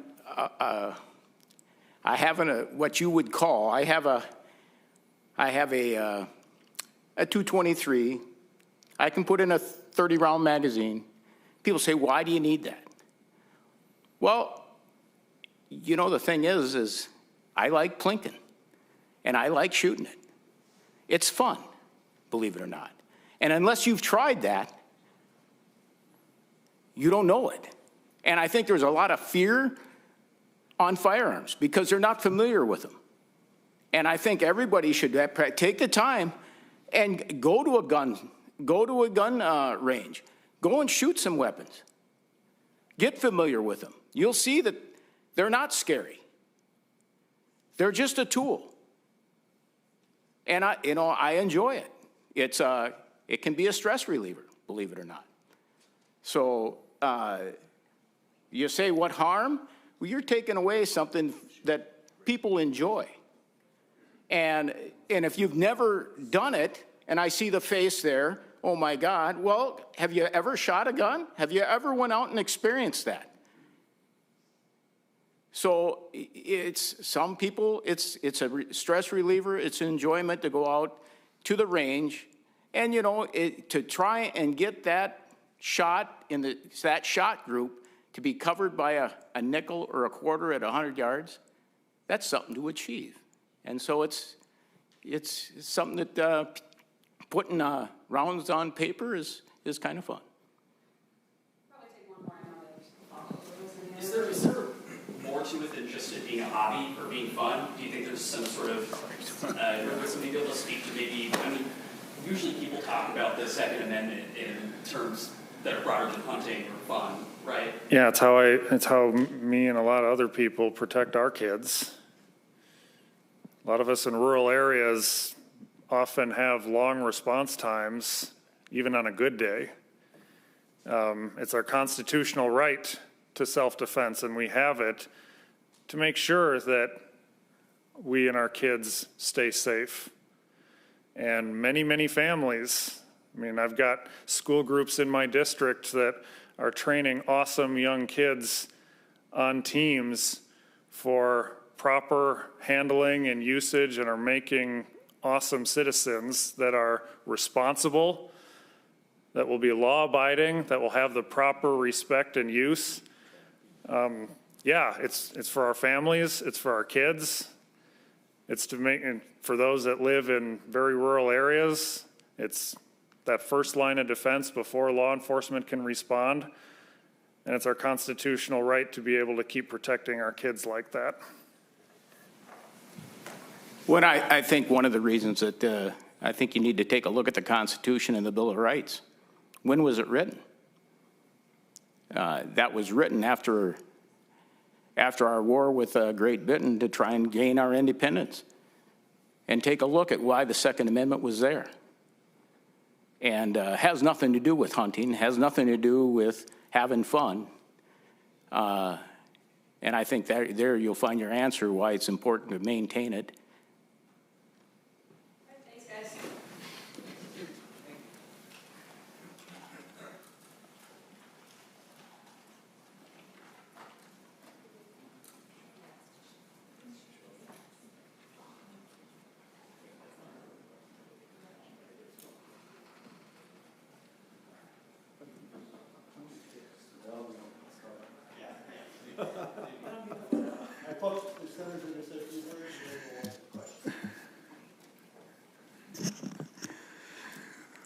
This is not a funny subject, of course, but I was just laughing because Senator House said some of us should try going out to a gun range. I'm a pretty good shot. I've done it, and it was fun. It was fun. But if I had to give up shooting an assault rifle to save kids' lives, I know I would choose life, no matter how much fun it was. And I don't think you need an assault rifle for self-defense.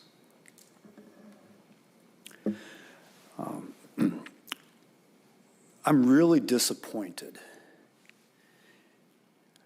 I think we accomplished some really good things with this working group. I think Monday alone was important for the public to be able to weigh in and share their thoughts. And I think today we developed some responses to proposals, got a temperature on where things were. But I'm really disappointed that my GOP colleagues just got up here and said we didn't have any time to come up with proposals, but we've been offering amendments in committees and bills we've introduced and tried to get amendments on the floor with all these proposals to save lives and reduce crime. So they've had all of these proposals over the years, and not one of them was brought forward in time for us to have it on the agenda for Monday, except one, frankly, sort of outside-the-box proposal relating to ADHD medication. And then, when I finished Monday's hearing and said, give us your proposals, obviously we're going to put on the agenda today what we've already received and talked about on Monday. between Monday and today. Crickets. Bubkas, as my community would say. Nothing. Nothing until we start going through a little bit of the hearing and say, oh yeah, we're talking about hardening schools. And then Senator Mathews comes up at the end of the agenda at 12:20 when we were scheduled to, or tried to adjourn at noon. Oh, let's talk about this proposal. And then for them to come up afterward and say, we've had these proposals. Well, why didn't you bring them forward for us to talk about them? In the age of AI, you can ask one query on your cell phone, and in 5 seconds, you'll have 1,000 proposals for reducing gun violence. You couldn't pick 3 of them or 5 of them and put them on our agenda with a week's notice for us to talk about it? We're not the ones coming up with slogans. We're the ones who proposed solutions and wanted to talk about it, made an intentional effort to reach out and make this a bipartisan process. And we got almost none of that. We heard a lot of excuses. Oh, it'll be tied up in the courts. It's unconstitutional, because we know it's unconstitutional. You know, there's a saying that, depending on your faith traditions, that you're not obligated to solve the entire problem now, right away. But neither are you free to desist from trying. The fact that there might be a problem with implementation or something might be declared to be unconstitutional down the road, or that you might find some aspects of implementation that need to be refined or changed. We do that all the time around here. It's not an excuse for inaction. It's not an excuse to say we can't do that, we can't try that. The question is on the merits.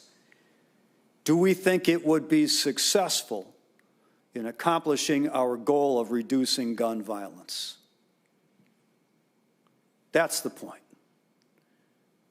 And the evidence is pretty solid that a lot of the proposals that we brought forward in our working group on the merits would be successful in reducing gun violence and reducing deaths and injuries from gun violence. There was a lot of talk about evil people, and that's an obvious moral judgment which we can probably all conclude. Anyone that would go in and shoot someone else, like shooting into a church where kids are en masse, were evil. But the fact is, there are a lot of people out there that are bad people that don't choose to get guns and go kill others. And if they do, the question is, how easily can they access the firearm, the instrumentality of their violence, and how lethal will that instrument be? And we heard the heart-wrenching testimony from the physicians that described the kind of damage the bullets from assault weapons will cause to internal organs compared to the damage from a .38 special or even just a regular long gun. We can interrupt that violence and that damage.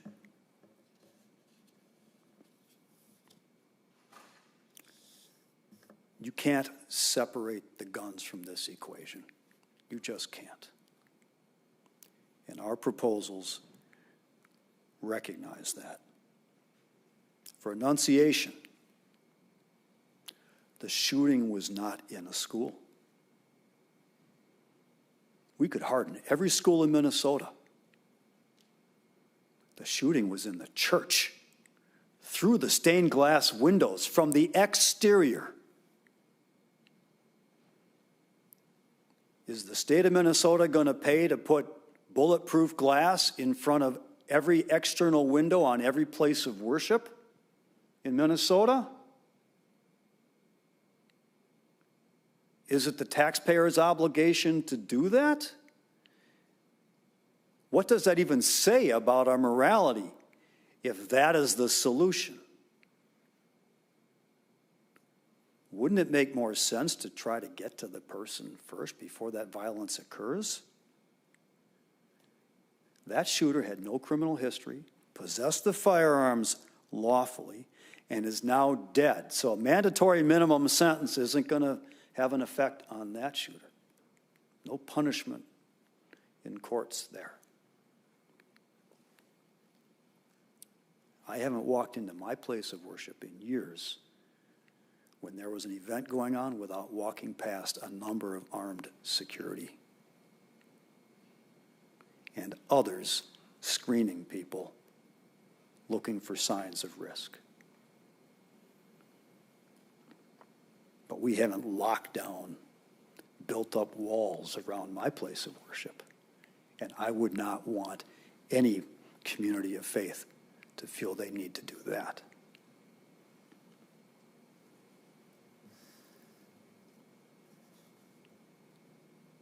It's not just the Democrats' job to pass an assault weapons ban. We will try. We will try. But it should be and is an obligation of every member of the legislature to take steps to go after the weapons, not just the people. Can we find consensus on mental health funding? We've been working on those issues for years. Can we find some consensus on sentencing and dealing with the criminal justice system? We've been working on those things for years, and we always will. Can we find consensus on fighting hate in society? Reviewing our bias and hate laws in Minnesota when hate is a motivator for some of this violence, although not all of it. Yes, we can do all of that stuff, but you can't separate in the end the instrumentality of the death and of the violence, and those are the guns. So we need to focus on those as well. I don't know if my co-chair, Senator Mohamed, wished to add anything. I mean, Ron said it all, per usual. I'll say just a few things. What you heard this morning from our GOP colleagues is hypocrisy, hypocrisy, hypocrisy. Every time they've had an opportunity to work with Democrats to do something about this issue, from 23 up until now, they haven't. They've rejected it. Whether it's mental health care, where we put over $200 million into the general fund, voted against it. Millions of dollars for public safety, $300 million for law enforcement, voted against it. And so every single thing that they talked about today, they have voted against it, and they have had every opportunity to vote for it. And, you know, they talk about Lakeville.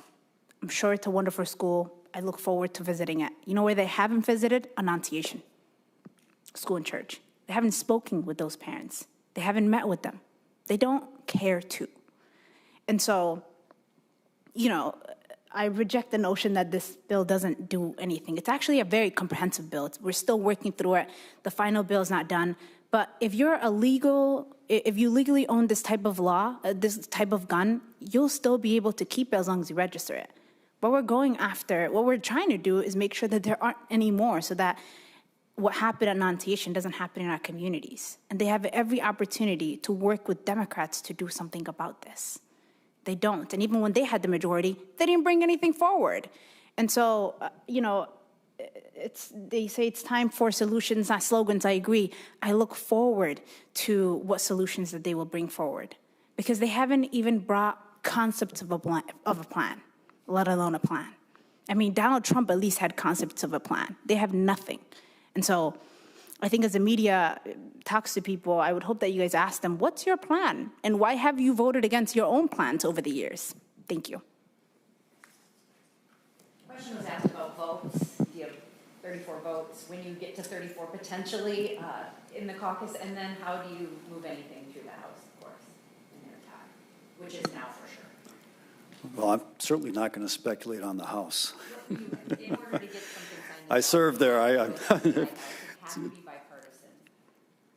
What does that look The solutions ought to be bipartisan, and the leadership above my level and the governor, I'm sure, having those conversations and are maybe can be informed in those conversations by some of our discussions here today and some of the information that came in the testimony on Monday. We don't know who the new senator will be and what that person's position on issues will be. I think these solutions ultimately, if they're going to pass, they will have to be bipartisan. The question came up, look at the membership on this working group. I think there are more GOP senators not on this working group whose districts would very clearly support an assault weapons ban. We know from the polling, 60% of Minnesotans do. And that's across the state. That's not just in the urban core where you might get 80% support. So I think there is room for bipartisan GOP and Democratic support for an assault weapons ban and for a magazine limit as well, which on its own merits would be quite valuable. If you can squeeze off 30 rounds or 100 rounds without having to reload, you can do a lot more damage than if you squeeze off 10 rounds, have to reload, because that pause is a moment for intervention.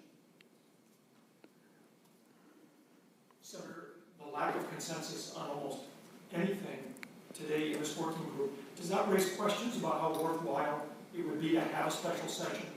Would anything significant happen? Well, I'm going to leave that political question up to the governor and to the legislative leadership. But you all have votes. We have votes, and if we get called into special session, which is the governor's prerogative, then we'll be called upon to vote. I think it's valuable to vet these issues and to hold legislators accountable so their constituents know where they are on these issues. There's a value to that alone. I also think there's a reasonable possibility of getting some of these things passed, and I think we have to try. When was the last time you spoke to, say, Senator Seeberger or Rothschild that maybe questioned on the assault weapons ban? I haven't been working that particular issue with those senators. I've been focusing on trying to get the public hearing together. So those conversations at some point will happen, and for me or for others who have been leading the efforts on those bills. What was the purpose of these two working group meetings, and do you feel that these meetings accomplish the purpose or goal you set out to them? My purpose was to do an intake and get a bunch of proposals on the table, to give an opportunity for the public to share their views on the merits of the proposals and on the reason for them. And we heard that so powerfully, of course, from the Annunciation parents, but also from others.